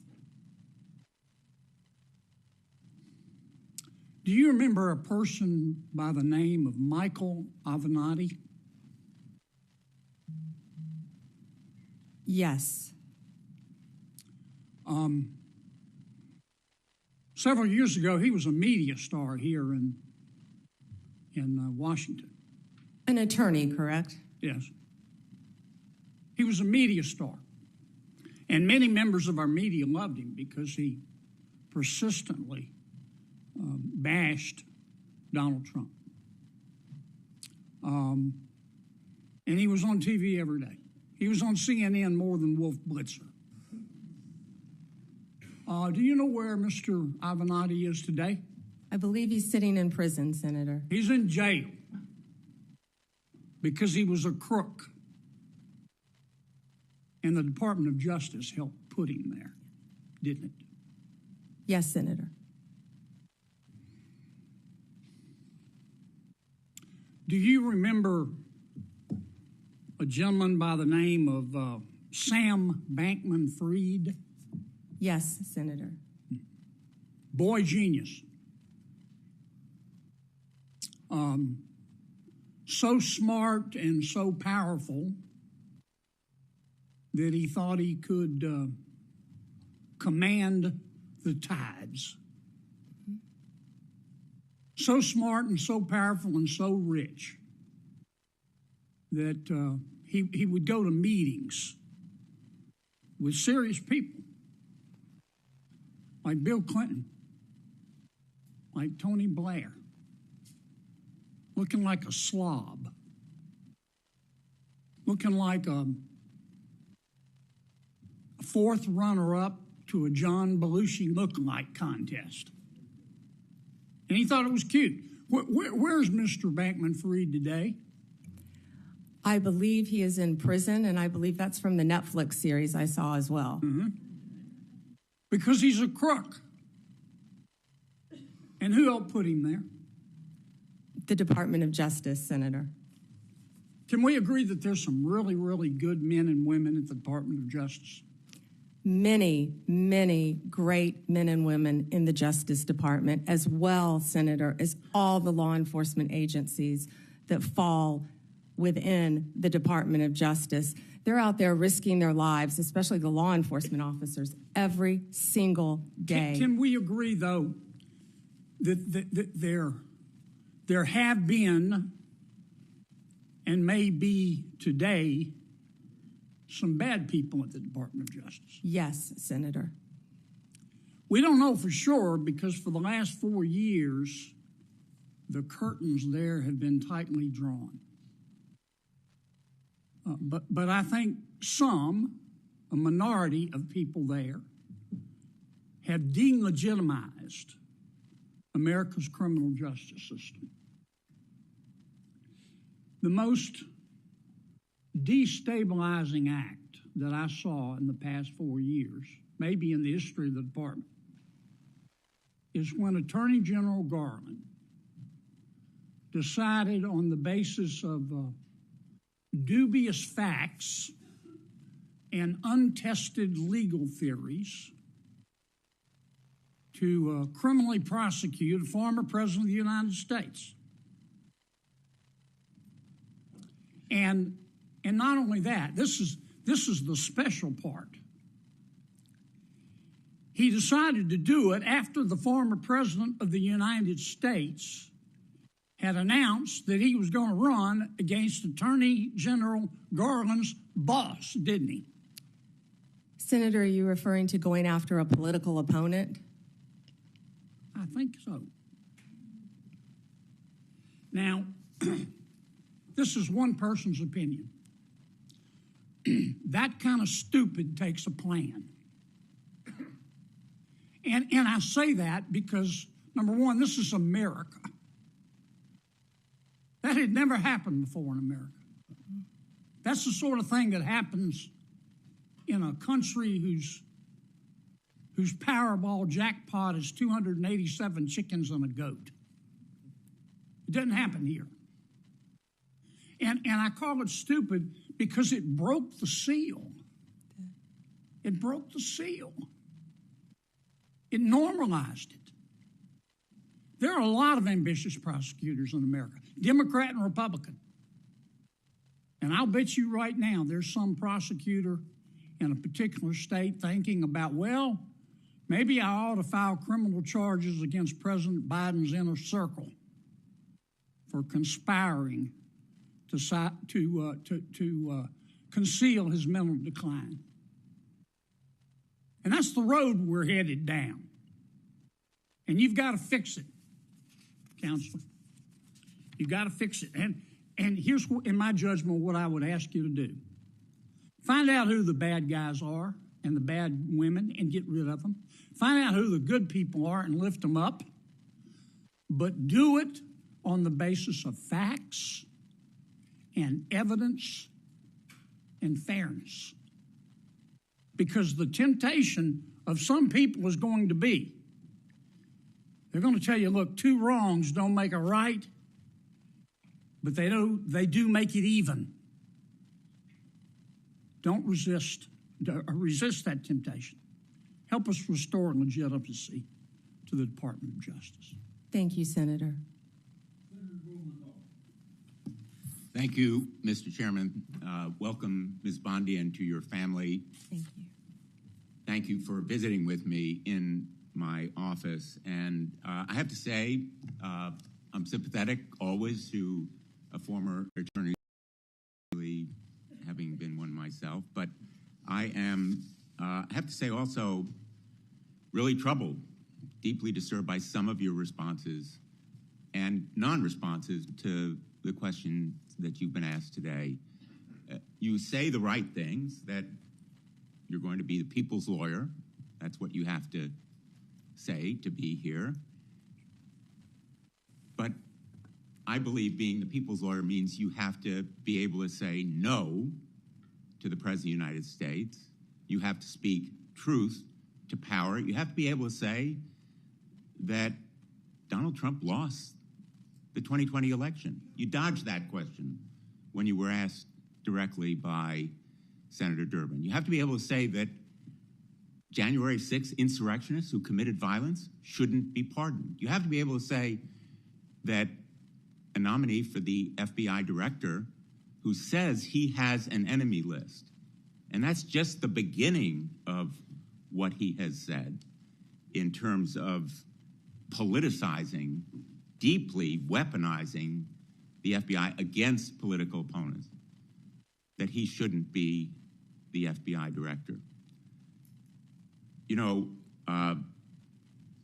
we have some history here with your predecessors, Barr, Sessions, and others, who perhaps sincerely, when they sat where you are now, said that they would say no, but they were working with a president that expected them to be his Roy Cohn, his personal attorney. Do you really think that you can avoid the disgrace that they encountered or the repercussions from the White House?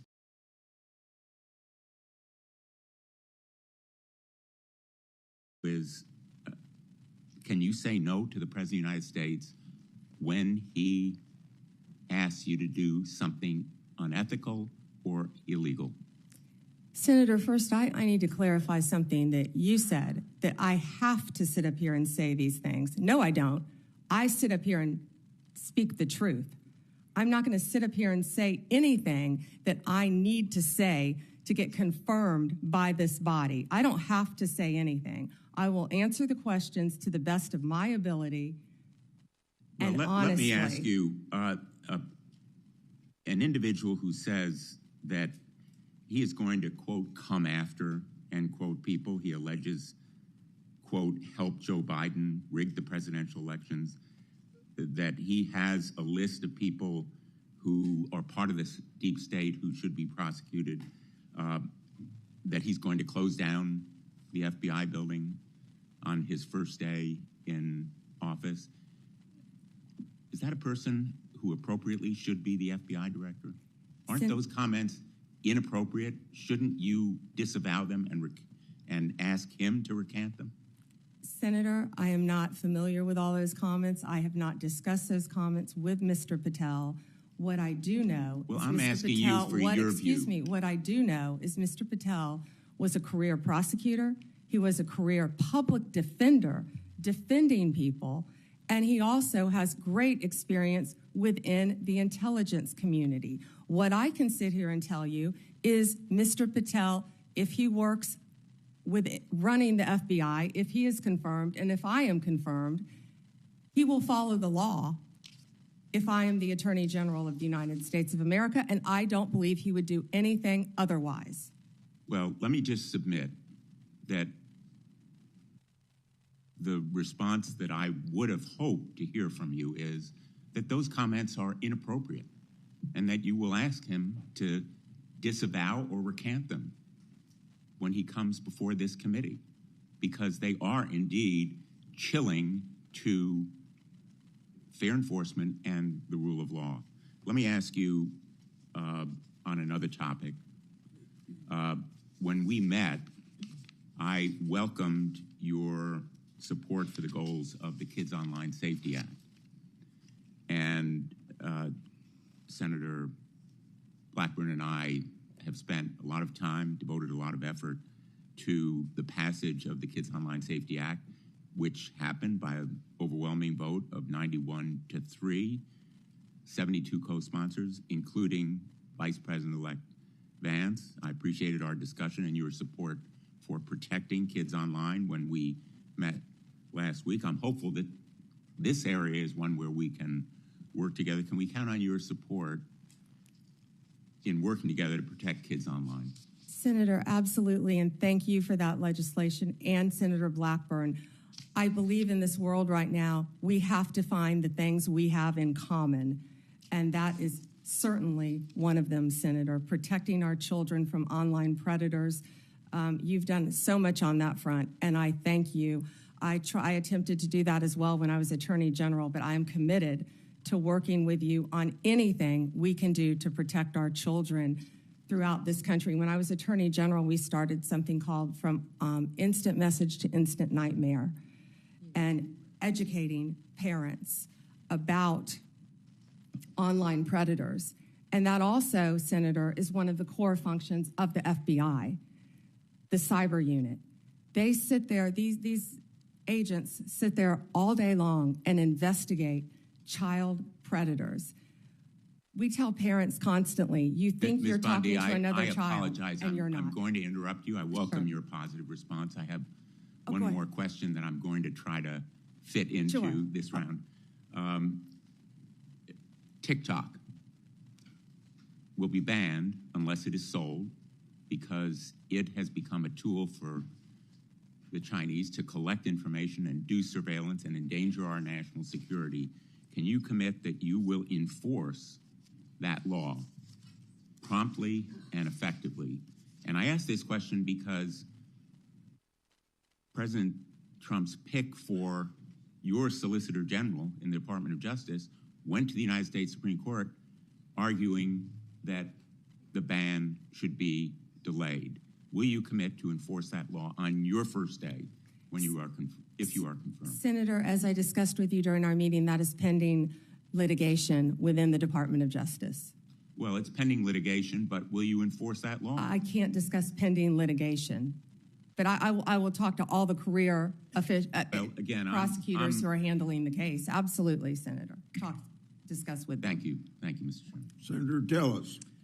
Ms. Bondi, thank you for being here. I think I told you when we met, thank you for the time we met. I was born in Florida, have a lot of friends and family, and follow Florida politics pretty closely, and you've had a very impressive career there, though I do also have to admit I'm a Gator hater, so for the Florida alum, I'm University of Tennessee. But anyway, I actually, in some of these hearings, I created a bingo card to see what some of my colleagues on the other side of the aisle were going to hit. I want to go back to a few of them really quickly. One was about you being a lobbyist paid for and on the payroll of Qatar. Would you mind going back and repeating what you said in case people did not hear the involvement of your law firm and precisely what you were doing for the government of Qatar? Yes, Senator. I was very proud of that work. It was anti-human trafficking in advance of the World Cup, and human trafficking has been something that's been very important to me my entire career, especially when I was Attorney General of the state of Florida. And you also made it clear that you had a number of practitioners within the firm working on it, so this narrative that you were getting $115,000 a month from Qatar is correct or not? Not correct. Okay, thank you. I want to talk a little bit about, well, first off, I want to go back. You should be happy that so many comments have been directed towards Kash Patel, whose confirmation I am supporting. In fact, I'm meeting with him today, because that means they're out of stuff for you. So if it comes up again, you will once again know that you've got a great reputation and a great resume, and they are just trying to find things to put your integrity into question. You have answered the question repeatedly that that you will be loyal to the Constitution and you will live up to the oath to the Constitution and to protecting the American people. And I think Mr. Patel, when he becomes here, he'll be able to get rid of the myth in the same way that you did as a lobbyist for Qatar. He'll be able to get rid of that list of the enemies, be able to deal with the enemies list, and the marketing department for your opposition is going to have to come up with new material because that stuff is getting old. Section 702. You heard Senator Lee talk about some concerns that he has with 702. I believe it's one of the most important things that you can do early into your confirmation. You will be confirmed, and hopefully with some Democrat support. There have been dramatic reforms to 702. I've sat through an extensive presentation to try and make sure that the abuses never occur again and that you have a throat to choke if somebody abuses the protocol that's in place. I believe that we need to codify a lot of that. As a matter of fact, when I went through it, I felt like there were so many blinding flashes of the obvious. How could this not have already been a part of the approval matrix? So can you, after you're confirmed, commit that you or a designate will come back and provide for this committee an update on all of the protocols that have changed and recommended legislation for codifying so that when we do go to reauthorization, we'll have what we need to make sure that that program stays in place? Senator, I or a designee will review all of 702 before it terms, of course, in 2026 and come back and report to you on both sides of the aisle. Thank you. You have a great perspective with your time in the state and working with the Department of Justice. Give me an idea of things that we need to do better in terms of, and I'm talking primarily in the law enforcement role. I think many people don't understand the joint task forces, the law enforcement efforts that are going every single day in every one of our states. What an incredible job they do. So can you give me some sense of things that you would look at to say maybe we could do it better from your perspective of having been a prosecutor in Florida? Yes, thank you, Senator. Yeah, having been a career prosecutor, I think I have a unique perspective because I was a state prosecutor, of course, prior to becoming Attorney General. So I worked on a daily basis with local law enforcement and state and federal, not daily with federal, but I worked consistently with state, local, and federal. Then when I was Attorney General, I worked with all three as well. I feel like we have to have better coordination among all our agencies, especially given all the terrorism issues that we've discussed earlier in this hearing. We have to wrap in and communicate better with our local and state law enforcement officers throughout this country. There are so many great men and women in law enforcement, and we have to, I don't know exactly how yet, but we have to figure out a better way to work together with the federal authorities. Thank you. And I'm going to do a second round as well, but I think I also checked the bingo card for election denier. There were some people, that seemed to suggest that you were denying the election. I think that you said that President Biden is our president. President Biden is the president of the United States of America, and President Trump will be the 47th president. I think you made a point that or at least I inferred from a comment that you made, a very important point. Folks, there are election improprieties in every election. The question is a matter of scale and whether or not you can prove it. We've seen it in North Carolina and seen it in other places. It's one of the reasons why I support voter ID, because we want to make elections easy to vote and hard to cheat. But the fact of the matter is people are cheating. So if anybody on this dais suggests that there aren't irregularities in every election, then they need to spend more time at home and really studying the facts. I don't think, though, that you've said that Biden is an illegitimate president. In fact, I think you said just the opposite. He is the president of the United States, and President Trump will be the next president, right? Yes. Okay. Last thing before the second round, January 6th. A lot of people are going to say you're going to have a rubber stamp for letting people have pardons or recommending a pardon for people who did violence to law enforcement. I'm not going to ask you a hypothetical because I want you to be consistent in not answering them. But I have to believe, as a member, I was the last member out of the Senate on January the 6th. I walked past a lot of law enforcement officers, who were injured. I find it hard to believe that the President of the United States or you would look at facts that were used to convict the violent people on January the 6th and say it was just an intemperate moment. I don't even expect you to respond to that, but I think it's an absurd and unfair hypothetical here, and you probably haven't heard the last of it. Thank you, Mr. Chair.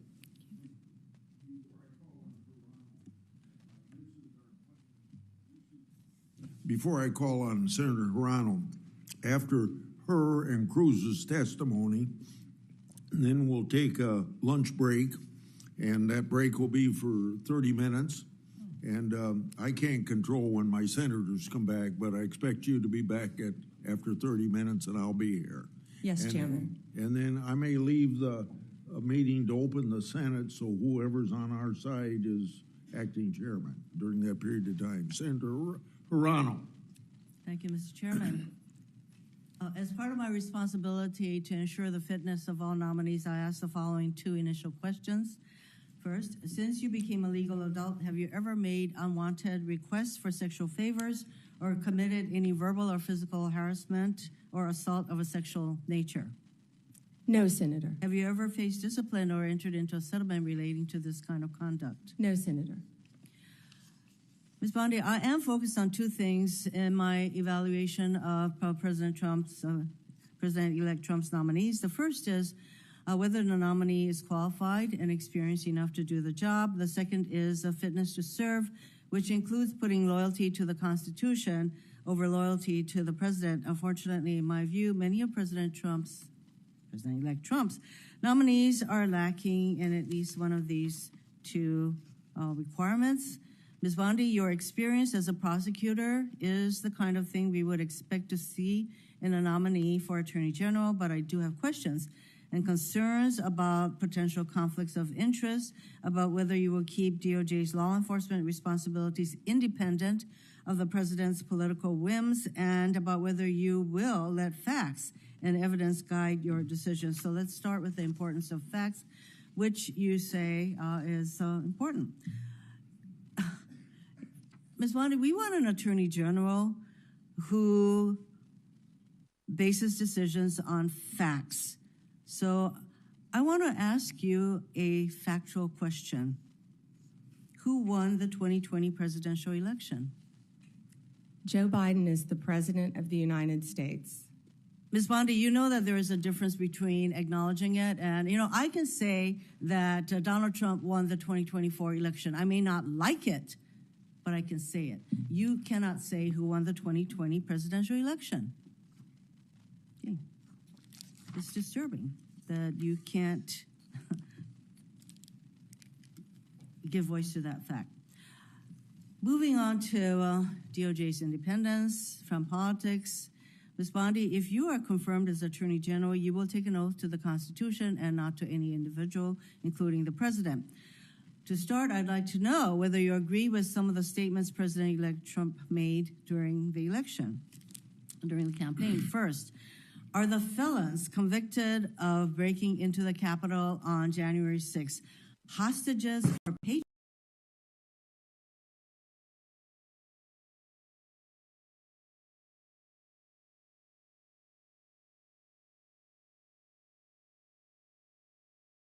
With that statement, Senator.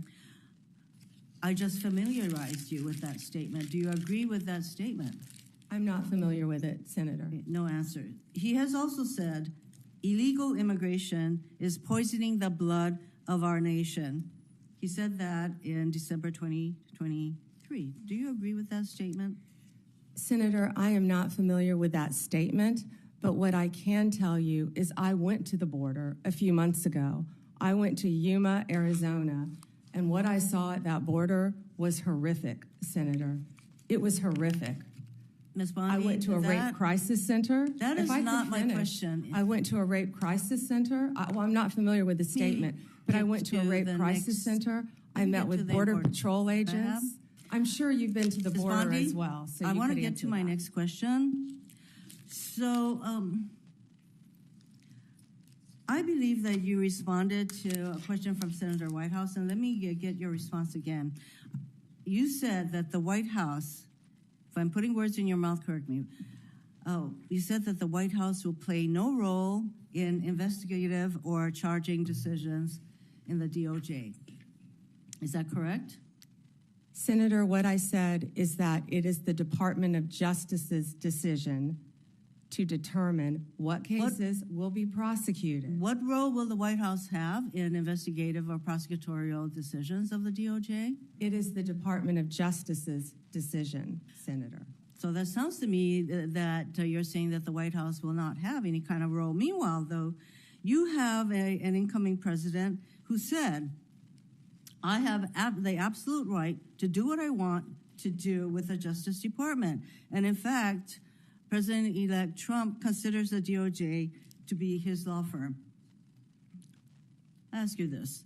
If President-elect Trump asks, suggests, or hints that you as Attorney General should investigate one of his proceedings, would you do so? Me, had you met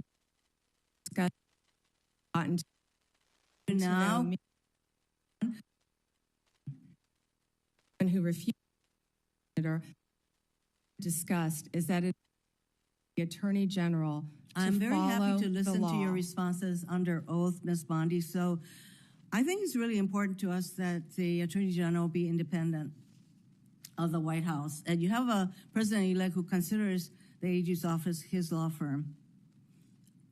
I would like to know whether if the president suggests, hints, asks, that you as Attorney General should investigate one of his perceived enemies?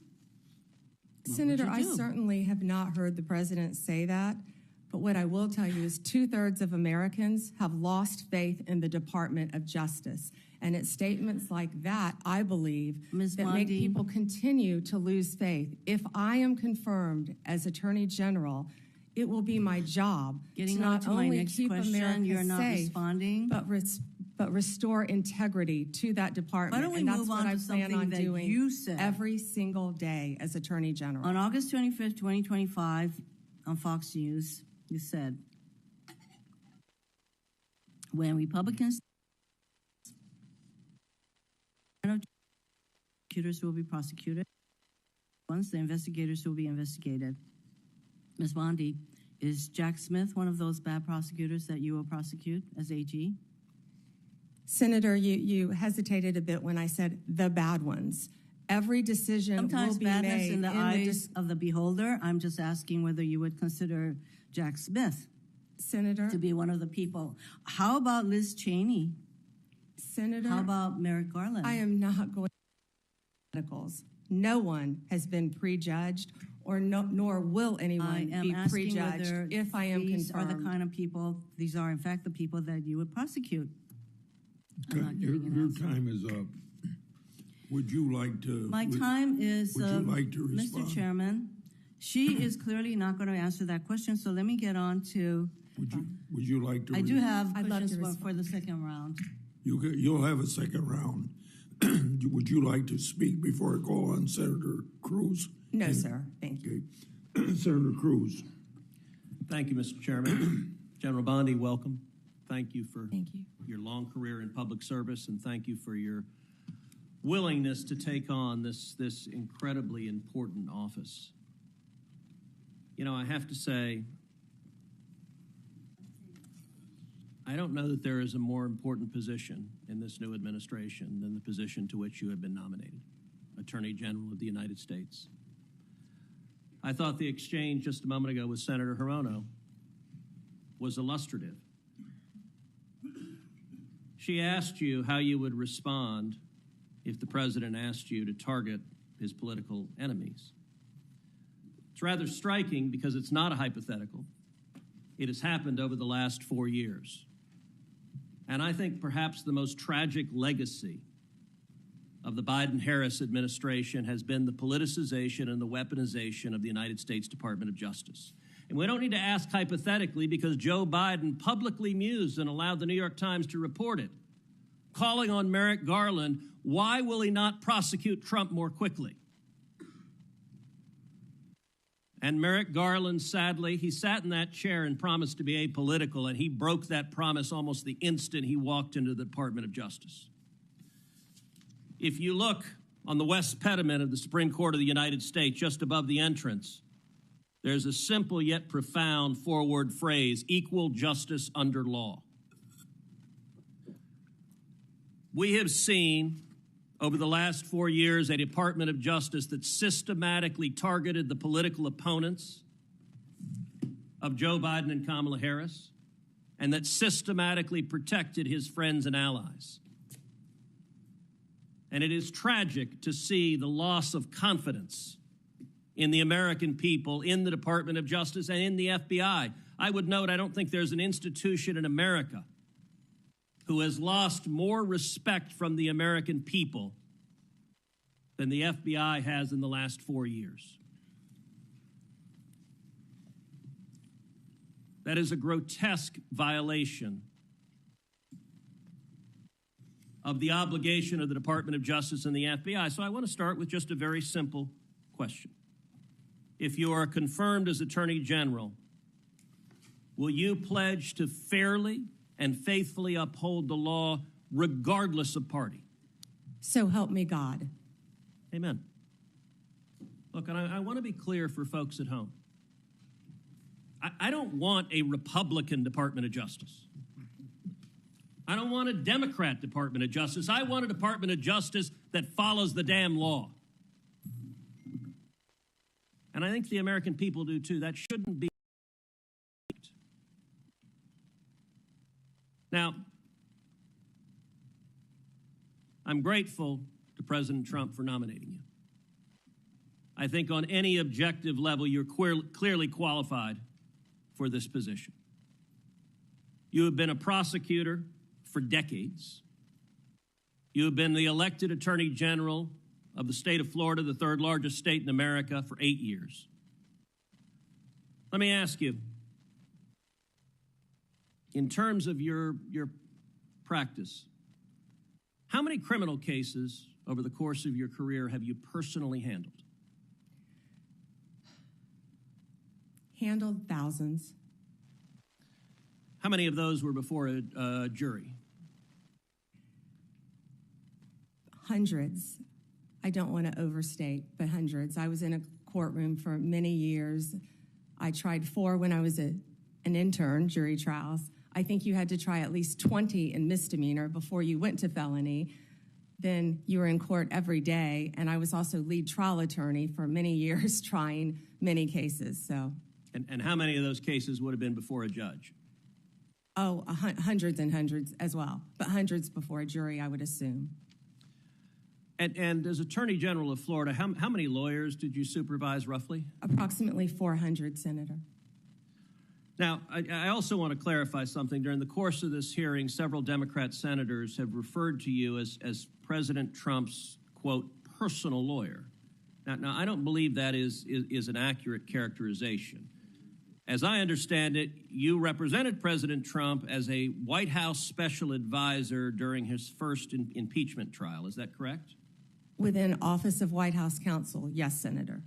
And is working within the White House counsel's office different than representing Donald J. Trump individually as his personal lawyer? Absolutely. How's it different? You're working for the government. You're working for the Office of White House Counsel. You're not representing him in his personal capacity. And so you have not represented him in his business affairs, in his personal life, or in any of the criminal trials he has faced? No, Senator.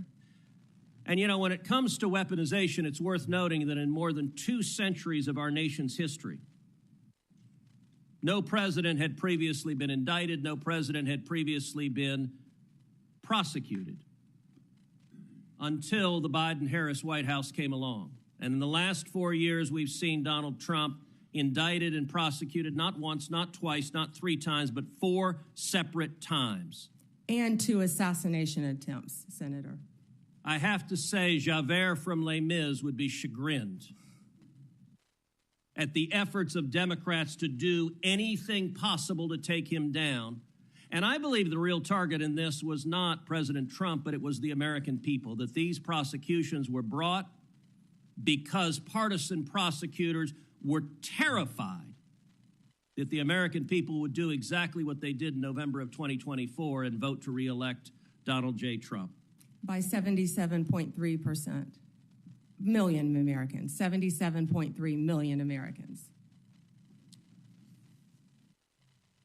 Will you commit every day as Attorney General to follow the law, to follow the Constitution, to uphold the rule of law without favor and without regard to the partisan position of any criminal defendant? Yes, Senator. That's what we should all expect from an Attorney General. Thank you. We'll now recess for 30-minute lunch break. That means we'll be back at 12:25. And when we resume, Senator Booker will be recognized to ask his questions.